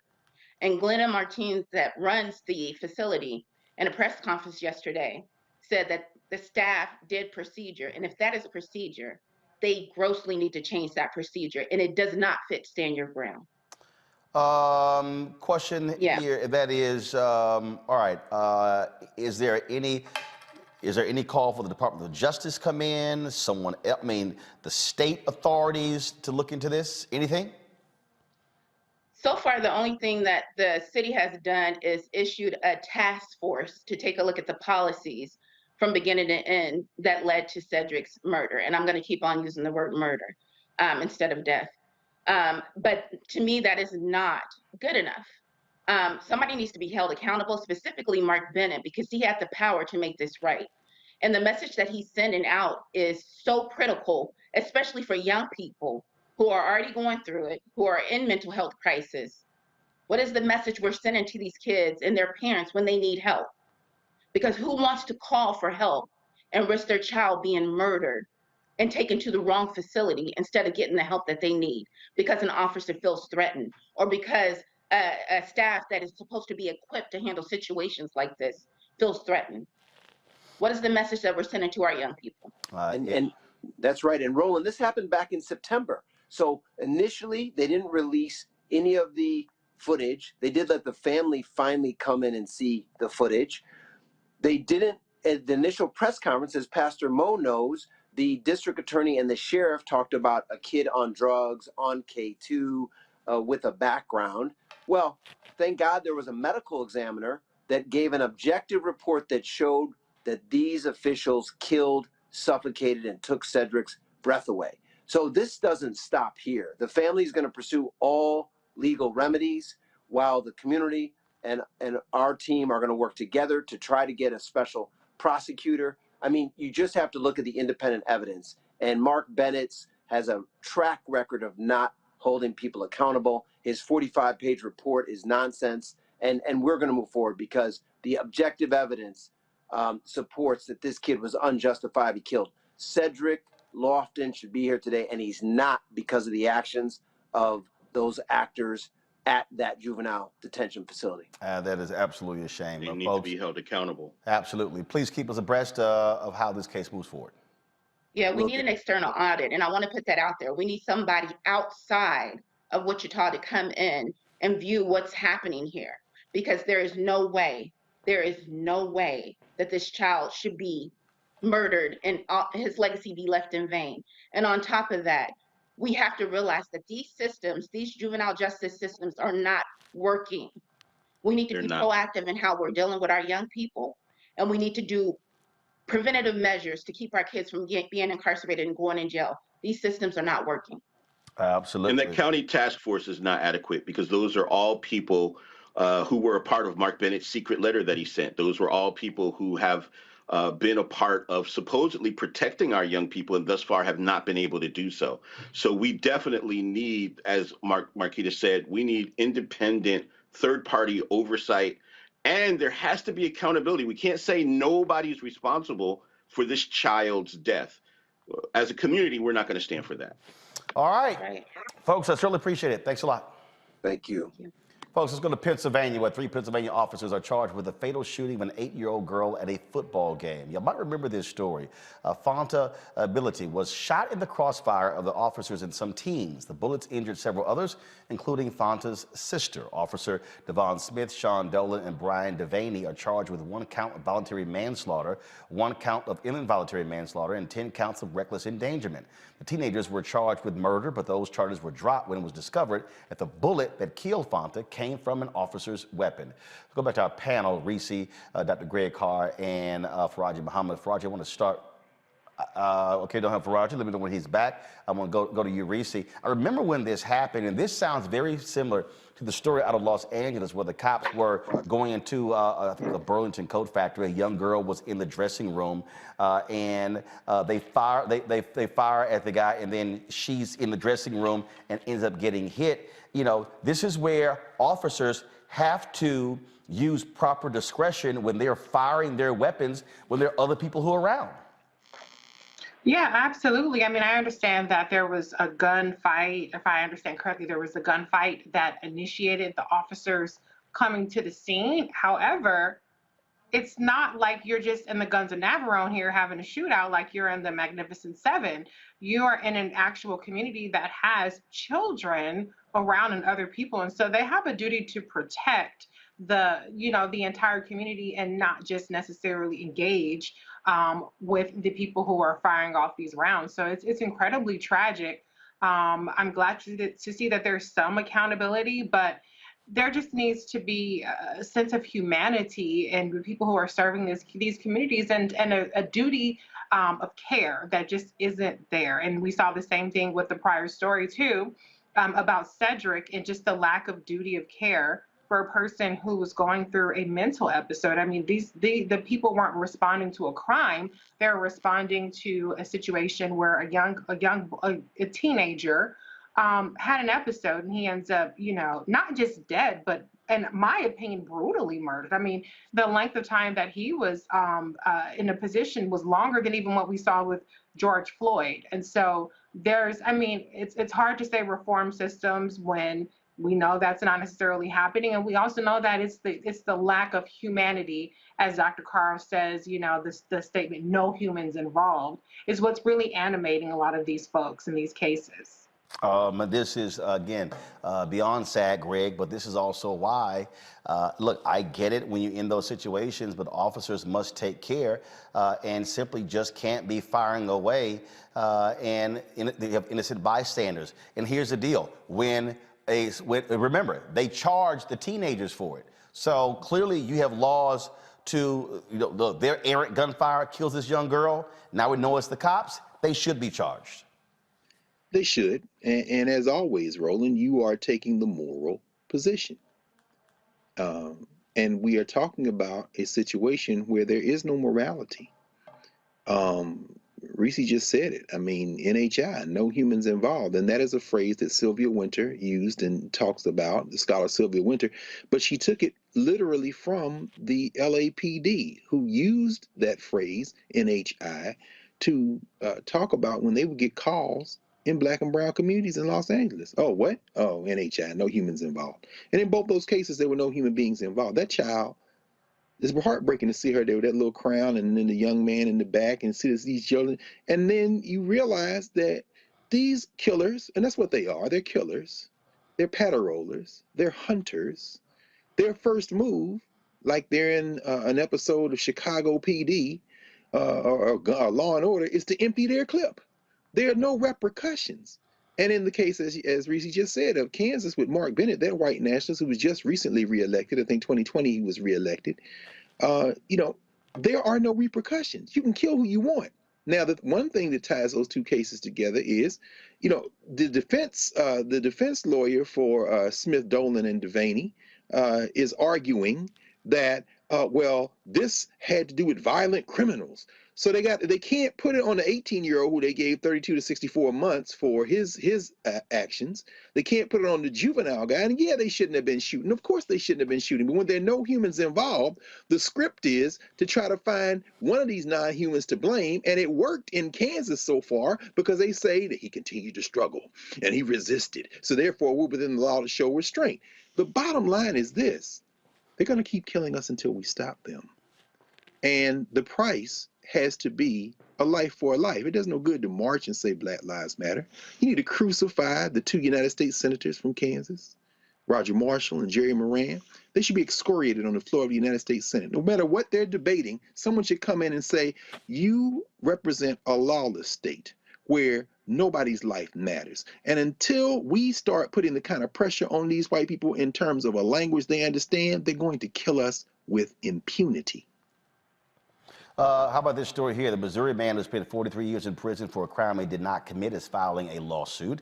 Kevin Strickland and his lawyers say the company said state contracts for prisons denied him proper medical care, outside referrals, or treatments to his various ailments while incarcerated. The lack of medical treatment is why Strickland is confined to a wheelchair. He is requesting a jury trial and damages for his suffering. There needs to be more of these type of suits, because what we find, Faraji, that in some of these states, when someone has been wrongfully convicted, they don't even have the ability to actually get paid from the state. No, not at all, not at all. And I think that's the other part about this whole conversation. When we're looking at what just happened with little sister Fanta, and just keep talking about all of these cases. I mean, like it was just reported about a little less than an hour ago, Brother Roland, that those 3 officers in Sharon Hill were all fired from the department. But it still doesn't bring the type of justice that the family is seeking and that the community needs right now. When we look at these cases, you know, people try to just dehumanize the fact that you lost a human being to something very senseless, to something that really could have been prevented. And I think that's one of the worst ways to transition from this space, from this world, is that you lost your life over something very senseless, especially when it comes to a child. So money is not enough. You know, I mean, even if you say, okay, we're going to lock up the officers, but there's still some level of protection around them. You know, it's not enough now. And I think we gotta raise our voices to say, it's not enough to just fire the officers. Well, it's not enough. It's not enough. Look, it's not enough to fire officers, but also it's not enough to simply say to a brother who served 43 years in prison, hey, sorry. Again, the bottom line is, yes, money cannot bring back 43 years. Money cannot bring back a life. But the reality is, this is a capitalist society. Everything is based upon money. Some folks do need to pay up when these sort of things happen. Folks, let's go to Georgia, where one of the men convicted of chasing and murdering Ahmaud Arbery wants a new trial. Travis McMichael is serving life in prison without parole. He believes he deserves a new trial because the state did not have enough evidence for the jury to reach a verdict beyond a reasonable doubt. Yes, they did. This is the standard retrial motion and must be submitted within 30 days of a verdict. His punk ass ain't going nowhere, y'all. So he's going to be sitting in the prison. So I guarantee you, to say, oh, y'all don't have enough evidence. Yeah, trust me, we did. We had your dumb ass testifying and we had video. Oh, by the way, he ain't steal nothing. Guess what? Sit your white racist ass in prison for the rest of your life, and certainly hope Jamal and Pookie don't pay you a visit. All right, y'all. Look, bottom line, that's the deal. We now know the cause of death of legendary actor Sidney Poitier. The 94-year-old died on January 6th at his home in Beverly Hills. Poitier's death certificate says he died of heart failure. Also listed as underlying causes were Alzheimer's, dementia, and prostate cancer. Of course, he was the first black man to win the Best Actor Oscar for his lead role in 1963's Lilies of the Field. Man, a sad story out of Georgia. A Talbot County probate magistrate judge, just 45 years old, was found dead in her home Judge Cheryl Terry was found dead by her father on Wednesday in the home they shared. She was elected, folks, just in 2020 and followed in the footsteps of her father and predecessor, former Judge John Terry. She was the first female probate judge in Talbot County. The cause of death hasn't been determined. Authorities said there was no foul play evident.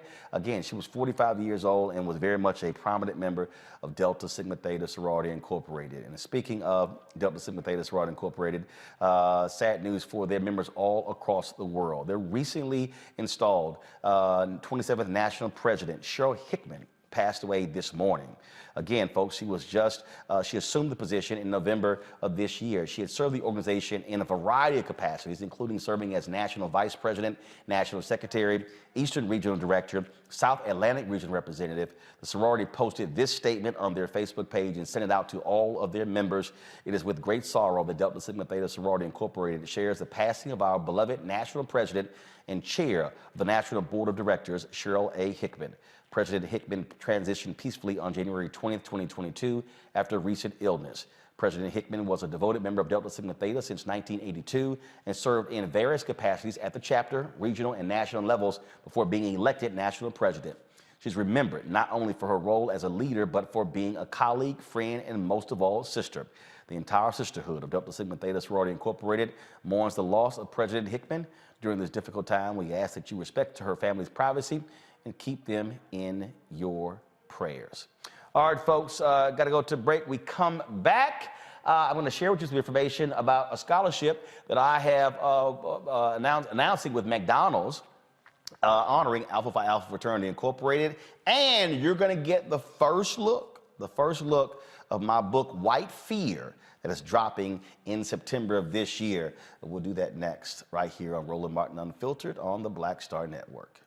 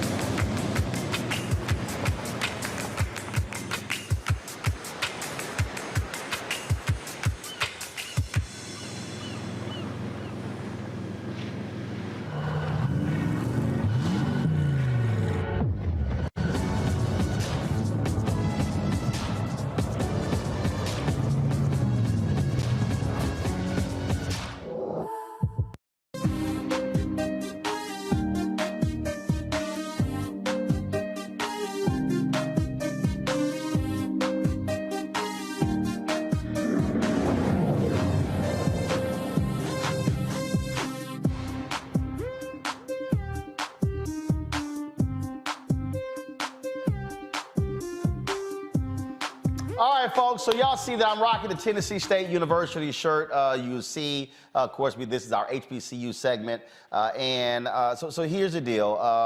Look, I was at Texas A&M University. I'm a graduate. My brother is, so is my sister. But we understand the importance of HBCUs. And so there are many African Americans who support HBCUs who didn't even go to them. We did remember the project that we did in, we aired it in December. We shot it in November in Houston with McDonald's, tied to the gospel tour. So we were in Houston. If you want to see those interviews, go to the Black Star Network app or our YouTube channel. All the interviews are on there. There were some amazing interviews. And so I was talking with the folks at McDonald's, and we were discussing, they were talking about, support of HBCUs, and they said, hey, we want to do something with you, Roland. I said, okay, great. And they said, this is the 115th anniversary of Alpha Phi Alpha Fraternity Incorporated, with December 4th, founded December 4th, 1906. And they said, we want to do something to honor them. And I said, well, why don't we do this here? So why don't we do something unique? Let's honor our 7 jewels, the 7 founders of Alpha Phi Alpha. And let's give away scholarships. So they wanted to give away robust scholarships. So I said, hey, let's do 7. And they said that, I said, but I don't want to make it just for alphas. I said, because, and here's why. Because I wanted us to be able to get a sense of, again, what the need is. And let me explain that. One of the biggest issues, and Greg can attest to this very much so, one of the greatest issues for college students, but especially HBCU students, is not them going to college, it's them being able to stay there. Because typically most universities, especially HBCUs, there's a dramatic drop-off from when students are freshmen and sophomores and when they become juniors and seniors because they don't have the money to stay. So here's what we did by partnering working with Alpha Phi Alpha, where I'm a life member. In honor of Alpha Phi Alpha, McDonald's is going to do 7 $15,000 scholarships specifically for HBCU juniors and seniors. Anytime we talk about scholarship money, typically it's for somebody coming out of high school. I specifically said to McDonald's, no, let's do this for the people who are already in college, but to keep them in college. I remember when Julianne Malveaux was president of Bennett College, and she reached out to me. They were trying to raise like $30,000 to keep several of the young women in school who were graduating seniors, and it happened several times, and I've gotten other calls as well. So I said, hey, let's do this. And so partnering with the Thurgood Marshall Fund, you have this program. Again, any student who's a junior or a senior who's attending an HBCU is eligible for this program. Now, the deadline, listen clearly, the deadline is February 28th, okay? February 28th. Again, junior or senior. Now, that means that if you are going to be a junior in the fall, you can apply for the scholarship. If you're going to be a senior in the fall, you can apply for a scholarship. If you're a senior now and you ain't graduating and you're coming back next year, you can apply as well. So again, so what you do is you go to tmcf.org, tmcf.org. That's the Thurgood Marshall College Fund. They're handling everything. They're doing all this sort of stuff along those lines. And also, here's the other thing. And again, y'all know how I feel about this here.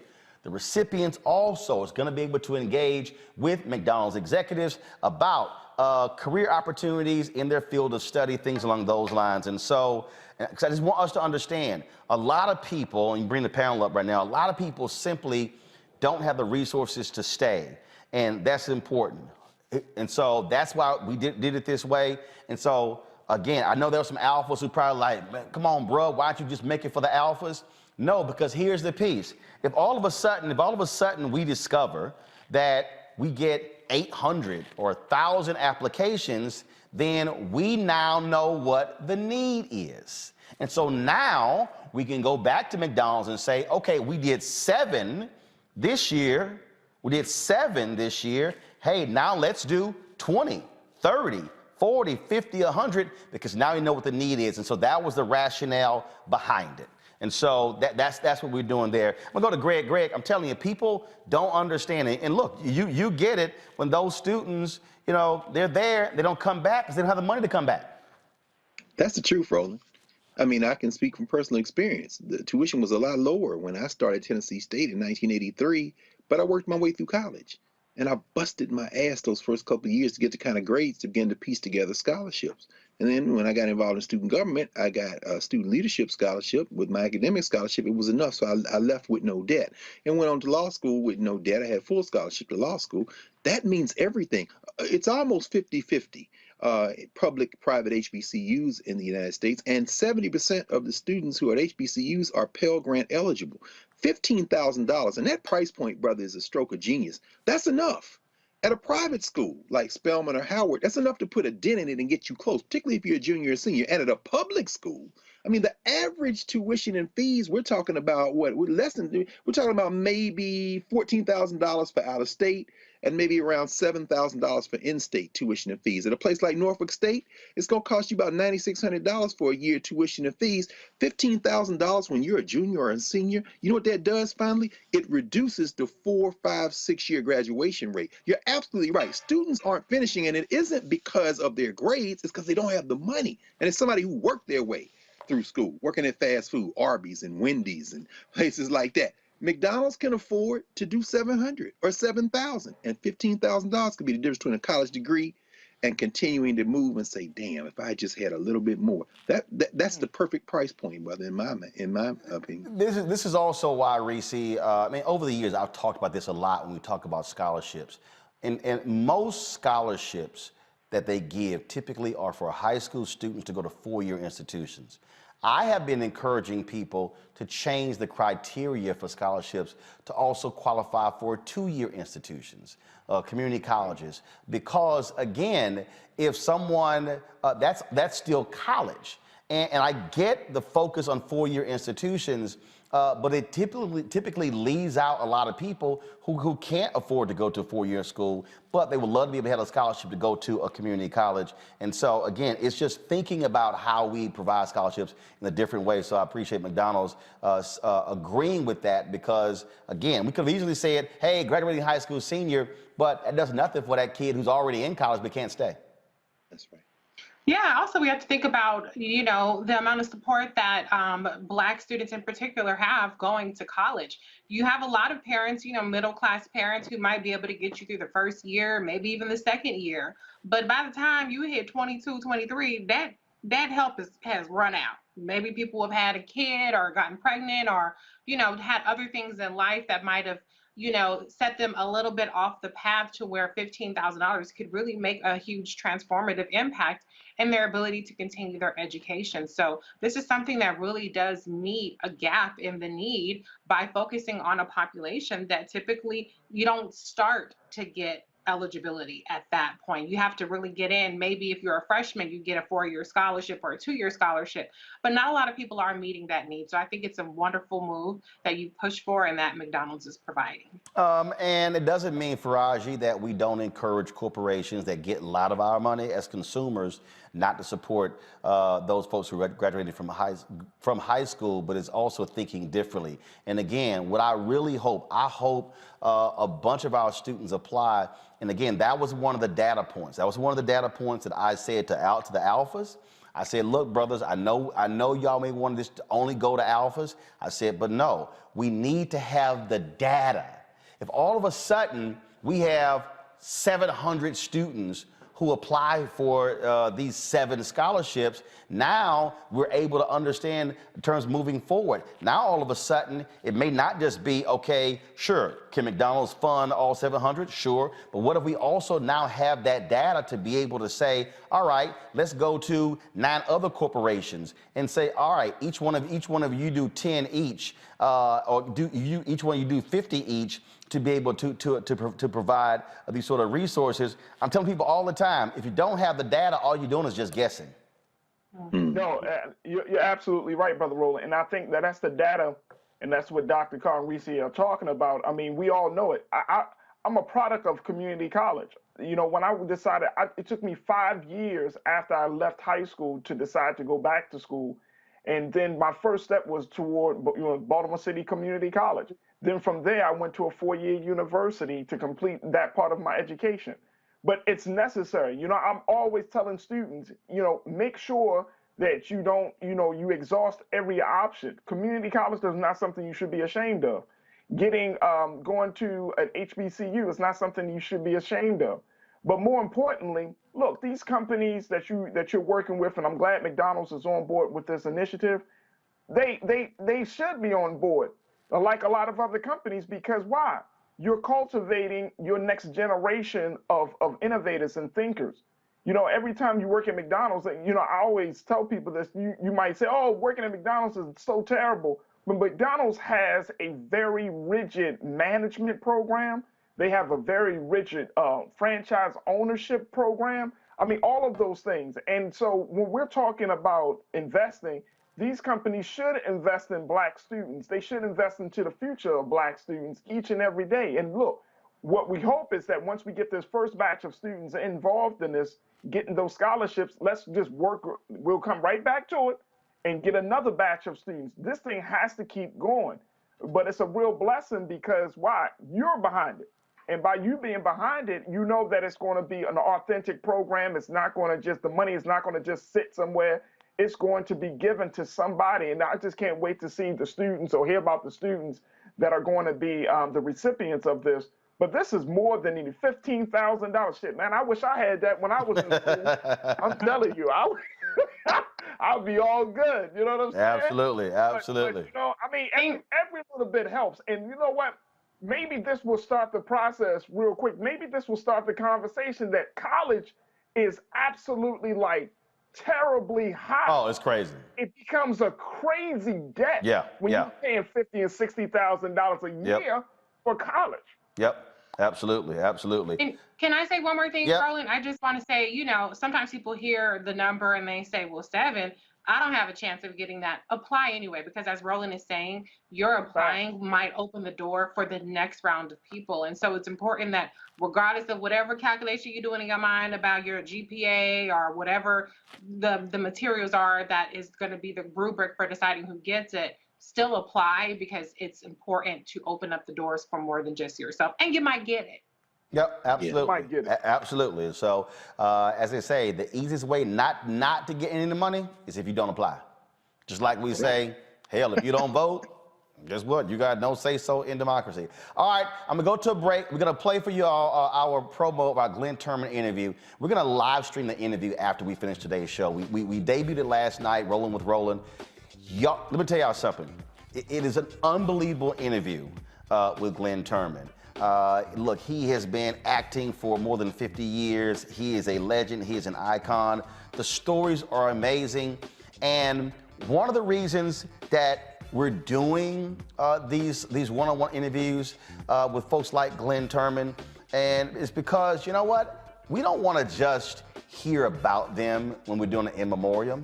We want to hear from them while they're here, telling their story, listening to them in their own words. And so we kicked this thing off with Johnny Gill. Of course, we talked, the second one was Richard Lawson. We have Glenn Turman. Man, the interview's coming up next. Bill Duke, Jack A., Jeffrey Osborne, Michael Collier, Mario Van Peebles, Sally Richardson Whitfield, Dondre Whitfield, Maddie Rich. Man, we've got some unbelievable interviews that we have done. And trust me, Glenn Turman said some amazing stuff, and so we're going to show you the promo. We're going to stream it after that, and when we come back from this break, it's 2 minutes, I'm going to show you the book cover. You're the first ones to see it. I have not put it on social media. I have not placed it anywhere. You're going to get the first look of this book cover, and I'll tell you exactly what the book is. The half the title is called White Fear, but you're going to see that next on Roland Martin Unfiltered. Aretha and I met as a result of a friend of mine named Ben Vereen. She was standing in the mirror in front of, you know, the lights go around the star mirrors, and dressed in white and getting ready to perform, and she was standing up and she saw my reflection in the mirror, and she gave a little, you know, and I gave a little, They mutual admiration. Oh, yeah, for sure, for sure. She expressed at that time that she wanted to, she had moved to California and she wanted to take lessons in acting. She wanted to do some acting. And I was, like I said, I teach. Right. You know, I've been teaching for 12 years, you know. And so I said, well, I teach acting. And if you want, come down to my classes. One evening, class was very disruptive. They were all at the window. You know, hey, get back here, you know, come on, we got a class, what are you doing? A limousine just pulled up. You know, a lady got out in a fur coat. She walked into the class. And my first reaction was, you're late. And you told the queen she was late. She was. You wouldn't let her know I'm a teacher. And I'm serious. And I think that's what she came to find out. Was I serious? And I was. And so we became serious. Serious enough when you got married. That's as serious as it gets.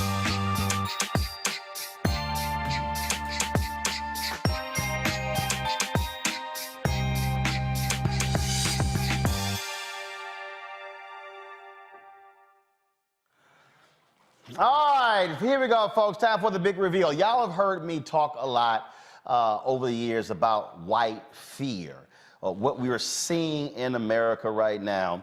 And it's not all white Americans.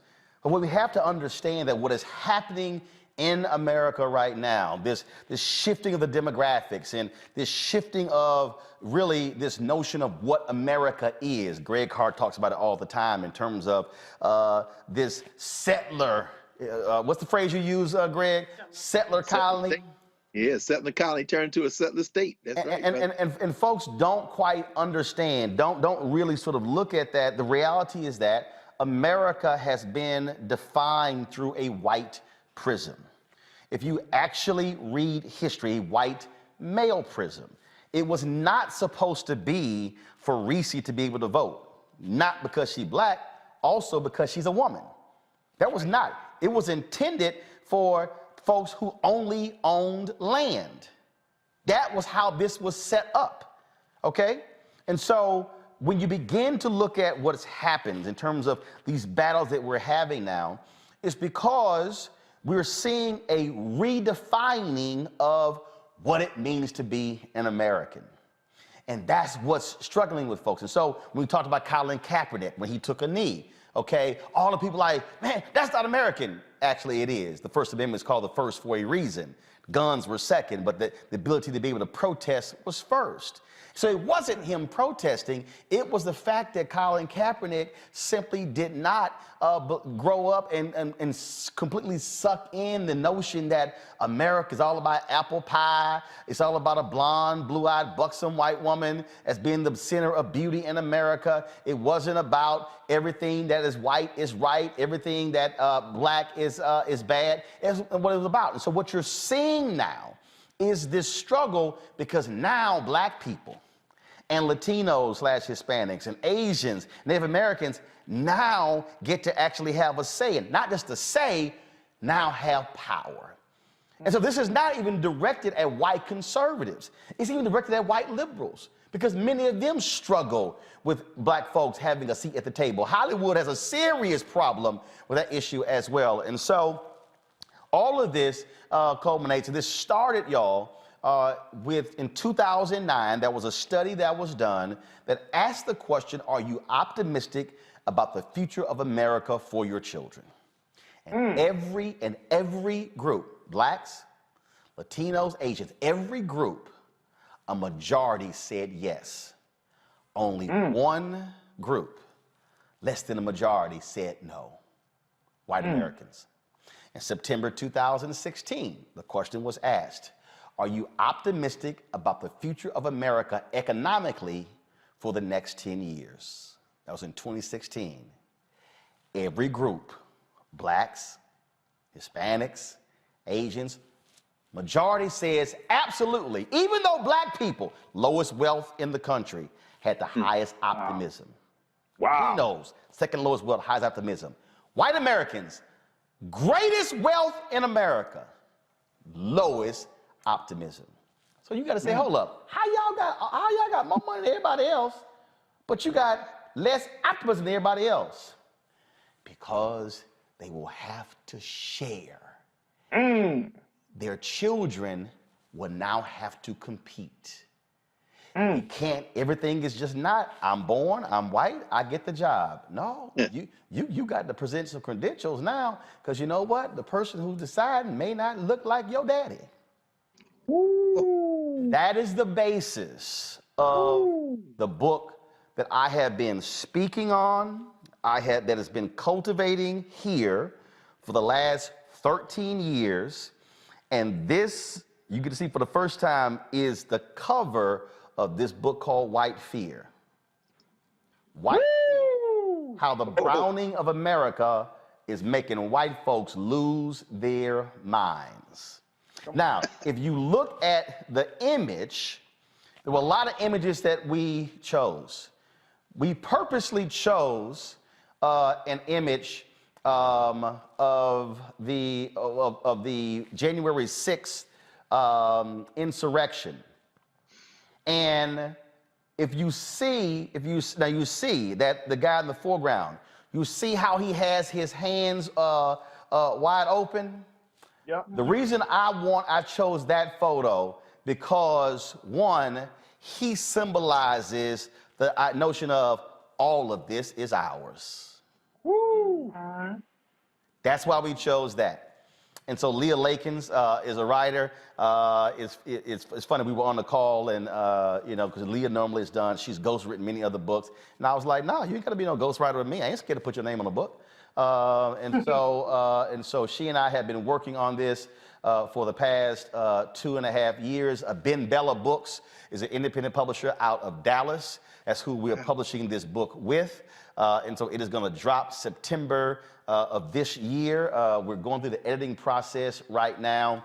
And it's not a book, the book is not just speaking to white Americans. It's speaking to everyone because many of us, Reese, don't fully comprehend and understand. And keep in mind, folks, the other reason why this photo is chosen, remember, Donald Trump specifically targeted Atlanta, Philadelphia, Detroit, and Milwaukee as the basis of his big lie that the election was rigged and stolen, and those are 4 black cities. Reese. Well, first, let me say congratulations. And I think the cover is magnificent. I mean, what a brilliant encapsulation of really what white fear is. And not just white fear, but white lash, the backlash to what is inevitable that they will have to share. They're going to make it more difficult, and they're putting up a valiant fight to prevent that from happening, perhaps even this generation. But the demographics are not going to lie. It's not going to be something they can hold off forever. And so I think it's a really important piece of work. And I think we have to understand what we're up against, because I think a lot of people still feel like you can reason with them, you can appeal to some sort of shared humanity and shared sense of morals and character, and you can't. So the best thing that we can do is arm ourselves with the information. How do we maneuver around it? And I think that we're all mostly trained in that, because you have to do that to survive, and to really understand how we're going to come up with our game plan, how we're going to respond to this in a way that we can harness our power quicker, despite all of the roadblocks that they're going to put up. So congratulations again, Roland. I love it, love it, love it. Faraji, first of all, Reese, I appreciate that, Faraji. We spend a lot of time on this, trying to walk people through this so they understand the dynamics here. And when we've been talking about these policy changes, making sure that they put on those young, white, right-wing conservatives on the Supreme Court. Do understand, Amy Coney Barrett is 49. Neil Gorsuch is 53. Kavanaugh is 55. Ginsburg was 87 when she died. Breyer is 82. So if you just say that, look, they serve 35 more years. Think about that. That means that Gorsuch, Kavanaugh, and Barrett will be there 35 more years. Damn. 2057. Damn. See, and people have to understand, that's why Mitch McConnell was hell-bent on keeping those seats and getting them in, because they understand when you control the Supreme Court, they are the final arbiter of our laws. That's right. No, that's a big point. I'm so glad, Brother Roland, that you brought it up. First and foremost, of course, congratulations. I mean, I'm absolutely in love with the cover. I'm in love with everything, like the title, the subtitle, and everything. It brings back to mind so many different books that I've come across, such as Death of the West. When you're talking about even White Fragility by Robin DiAngelo, there's a number of books out there, and I'm so happy that you're putting this out there as a black man to talk about this, because a lot of those books are really to white people. Even though you said this is for everybody, I think it's absolutely important that we understand as black people the dynamics and the thinking, and which is really important. A couple of questions for you, Brother Roland, because folks have been asking on the YouTube chat. First, will we be able to pre-order the book? Yeah, the book will be a pre-order. It's not available right now. They literally just sent me the email today of the cover. and they said I can go ahead and post it. And so soon as we do pre-order, we want to make that possible. And again, look, my goal, and when I look at all these books that are on the New York Times bestseller list and everything, you know, I want us to go hard and hit 50,000 pre-orders. I think when the 1619 Project, I think when they debuted #1 on the New York Times bestseller list, I think it was like 87,000 books that were sold that first week. And so you know, with our fan base, you know, we want to go hard on Amazon's list, on New York Times bestsellers list, because let's be real clear, it's going to be a whole bunch of mainstream media folk not trying to put me on their shows. You know, Fox News ain't going to be calling, and we know CNN not going to be calling, and so MSNBC. Yeah, well, you know, but MSNBC. Well, look, I got Allie Velshi will call me. I'll be on Tiffany Cross show next week. But again, it seems like the only time I appear on MSNBC is only on weekend shows. Allie Velshi, Tiffany Cross, Alex Witt. No other shows have invited me. I've never been on Joanne Reed's show. I've never been on Chris Hayes' show. I've never been on Rachel Maddow's show. Did Lawrence's show one time. And so I used to do the daytime shows, Morning Joe, Katie Tur, all those shows a lot. They don't call at all anymore, so I guess I'm only relegated to the weekend. But let me ask you this though, Brother Roland, and this is another question that popped up. You know, I mean, because books of this caliber, of this nature, of this content is such hotly contested, because we're in a time of critical race theory and everything else. You know, what's your take on you know, presenting this book into certain parts of the country, your home state like Texas? Are you having like a plan of action? We going boycott you and all that? No. I ain't worried about that. I ain't worried about that. I ain't worried about that at all. I mean, I had to ask the question. No, I ain't worried about that at all. Trust me, I plan on going back to my alma mater, the conservative Texas A&M University, and discussing this book. I plan on being on college campuses. Trust me, the Roll-Mobile is going to be on the road. We're going to be hitting places. Remember, we're also going to be involved in going to places during the election. So we're going to be on the road anyway, hitting these states. We're going to be doing that. But absolutely. And the thing that's been crazy about this process, Greg, is that this thing has been, like, I've been amping to do it because every time something happened, white fear kept showing. And even the publisher was like, okay, is another event. And I'm like, and it was a trip because when back in literally 2018, 19, 20, I kept saying, y'all, the book is playing out before our very eyes. Now, mind you, it's a whole bunch of publishing houses that passed on the book because they didn't see it. Ben Bella out of Dallas, they saw it. They believed in it. And we've already signed a deal with Audible as well. And the thing that people don't understand is that, I mean, it was literally happening in real time. And I kept saying, see, every time something happened, I was like, see, they like, damn, we got to get the book out. And it was sort of like a new thing. And so when January 6th hit, we had to completely recalibrate the book because after that happened. And so so everything that we've been talking about on this show, on TV One, when I was on Tom Joyner, all these things are playing out, and the book lays this thing out and establishes that continuum from going back to, of course, slavery, Civil War, and how at every point black success was always be followed by white backlash. Greg? Yes, sir. Yes, sir. And, you know, everything happens in divine order. I remember in 2010, was it 2010 when you published the first with Third World Press? Yes, 2010, the first President Barack Obama's road to the White House. Yep. Yeah, and I think something that this book will share with the first is that it is being reported out by somebody who is in deep, immersive conversation, contact with, organizing with the people.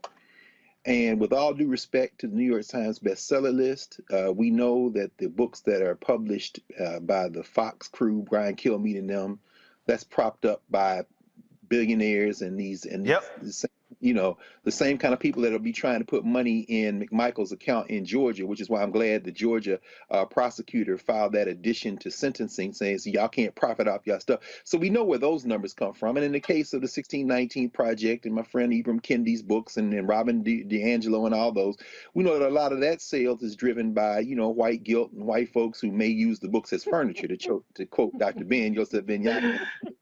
In fact, during the reckoning summer, so many black bookstores shipped books or had books. White people bought books at the black bookstores, and the books literally sat in the bookstores, meaning they never even picked up the books. So we know that those numbers are driven. But your numbers will be driven by black people who are going to read and black people you've been talking to. And of course, Leah Lakins is a proven entity. She has a track record and a sister, black woman. And in partnership, you creating this is organic, meaning, we have a saying in the Association for the Study of Classical African Civilizations, building for eternity. This is a slow build, and we're all going to push it. The thing I do with Karen Hunter on narrative and on the weekends in class, we're going to hold that book up to the screen, and black people are going to read, and other people are going to read. They're going to read the book, and then that slow build continues to build momentum. And then I'll just end with the cover and add my congratulations to Reese and to Faraji. That cover is perfect, and one of the things that strikes me is the distribution of the flags, because what you didn't do is show the Confederate flag. There's an American flag on the Capitol. The guy's got his hands open. On the right, there are flags. Looks like one of them is upside down in distress. On the left, there are flags, and dead center is one with the 13 colonies. Meaning what? Come on. They think they're having a revolution. They are taking their country back. And guess what? There are plenty of people in that building they're looking at who are in absolute agreement with them because it's the same damn flag. That is a brilliant cover, brother. So we're looking forward to Roll Out White Fear. These numbers are gonna escalate and explode because they are real numbers, not inflated, invented numbers. And we certainly gonna break that thing down as well. And so again, I will let y'all know when it's time to pre-order the book, but I wanted y'all to see first that cover. I haven't put it on social media. I'll do it after the show. I'll go ahead and post it. But I wanted the Roland Martin Unfiltered Black Star Network family to see it first. And again, when I say how this thing is just continuing, it is continuing. I didn't read this story earlier, but the black DA in Atlanta, she wants a special grand jury to investigate former President Donald Trump's alleged election interference. According to the letter sent to the Chief Judge of Fulton County Superior Court, DA Fannie Willis says her office has information of possible criminal disruption in the state's 2020 election. She wants a grand jury to examine the evidence and compel witnesses to testify. Several witnesses have refused to cooperate without a subpoena. She opened her investigation about a year ago after a recording revealed Donald Trump demanded Georgia Secretary of State find enough votes to flip the state in his favor. And so I'm telling y'all, the thing is happening right before our very eyes. Okay, last before we go, I'll be remiss if we did not extend our condolences to Greg and his brother, Reverend Jeff, and the whole family on the passing of his 93-year-old mother, Catherine Hayes Carr. Of course, they wouldn't be who they are without Mama Carr doing what she did, and she passed away. And so we wanted to certainly, this is the family photo that Jeff posted, the photo there with her and the whole crew. And so we wanted to definitely just extend our thoughts and prayers to you, Greg, and the family. Appreciate you, Baba. Yeah, 93 is a good run, and you're absolutely right. No her, no us. And she's with her husband now, back with her mother and father. She continues to rise.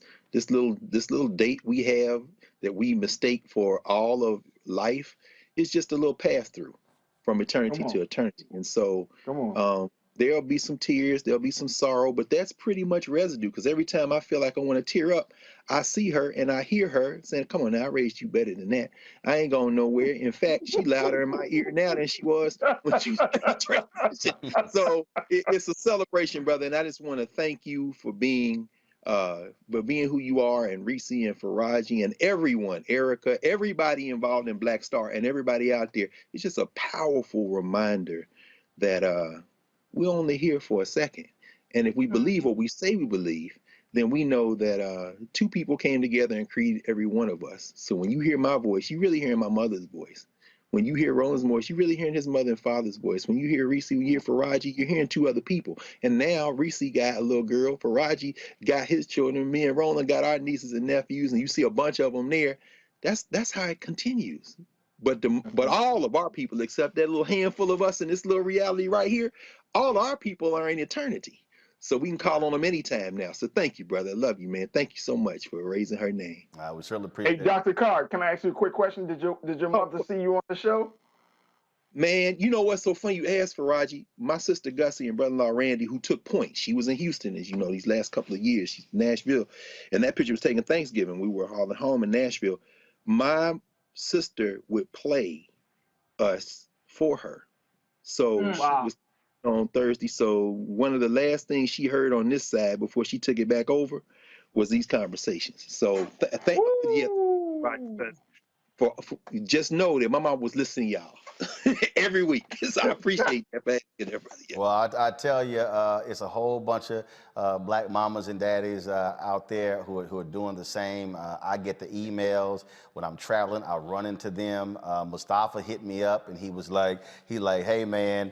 Matter of fact, we're gonna leave on this one because y'all gonna crack up when I tell you this here. Mustafa sent me, I got to give him a shout out. He said, where is it? He said, Miss Carrie at the Lowe's in Clinton, Maryland says hi, and she watches all the time, and this is what happened. He texted me, this is on Sunday. Mustafa said, just got moved to the front of the line at Lowe's because as the lady said, I love that Roland Martin show. So, so just so y'all know, and Rashad Robinson used to tell me, he was like, man, I don't know what it is about the black people at the grocery store. He said, but when I'm in Harlem shopping, I get stopped all the time. Folks like, man, ain't you that boy who on Roland show? And so y'all don't get it twisted. Don't get it twisted. Y'all, all these blue check marks on Twitter, they might be retweeting something that Don Lemon or Joy or Chris Cuomo used to say, Jake Tapper and all them other folks. But trust me, we know what the brothers and sisters are watching, and they make it clear when they walk up to me, y'all, and this happened multiple times where they put cash in my hand. They say, look, I ain't trying to mail it in. They put cash in my hand. And I know some of y'all been emailing me. We're getting a P.O. box for y'all to be able to start sending your checks and money orders, because y'all keep telling me, look, I don't trust no Cash App, PayPal. I got you. So we'll have the P.O. box soon. That's why I haven't been given the address. And so folk like, I know some of y'all old school with money orders and checks. We appreciate that. And so again, we're gonna have that real soon. So we appreciate it. Again, condolences to the Carr family. And we certainly appreciate it. Reese, Faraji, Greg, thank you so very much. Folks, that's it for us. Sorry about the power outage. It broke the show up. But look, we still here. And again, why do we need your support? Y'all think I'm joking? I sent the emails when we were in that break to the engineers to get a backup source so we don't get knocked off line again like that. Your dollars make it possible for us to be able to do that. Yes, we're working on closing a deal with McDonald's to be a sponsor. You see the Verizon ads, but trust me, your resources, when you send that money to Cash App, when you send that money to PayPal, that's what's paying for producers and equipment, and audio is paying for video, is paying for a new video playback machine, a new computer, new monitors, all that sort of stuff. And so we appreciate it. Cash App is $RM Unfiltered. PayPal is R Martin Unfiltered. Venmo is RM Unfiltered. Zelle is Roland@RolandSMartin.com, Roland@RolandMartinUnfiltered.com. And of course, you please tell everybody, download the Black Star Network app. We've crossed 25,000 downloads. We want to hit 50,000, 100,000, 250,000. And so please do so. We're on all platforms: Apple phone, Android TV, Apple TV, Roku, Amazon Fire, Xbox, and Samsung Smart TV as well. Shout Dr. Glenda Glover, president of Tennessee State University, also international president of Alpha Kappa Alpha Sorority Incorporated. And so I'm rocking the shirt today. Don't forget, HBCU students, the deadline is February 28th. Go to tmcf.org and apply for one of those 7 $15,000 scholarships. McDonald's is partnering with me and Alpha Phi Alpha to provide to keep juniors and seniors in college. We'll remind y'all that every single day. Y'all take care. I will see y'all tomorrow. Ha!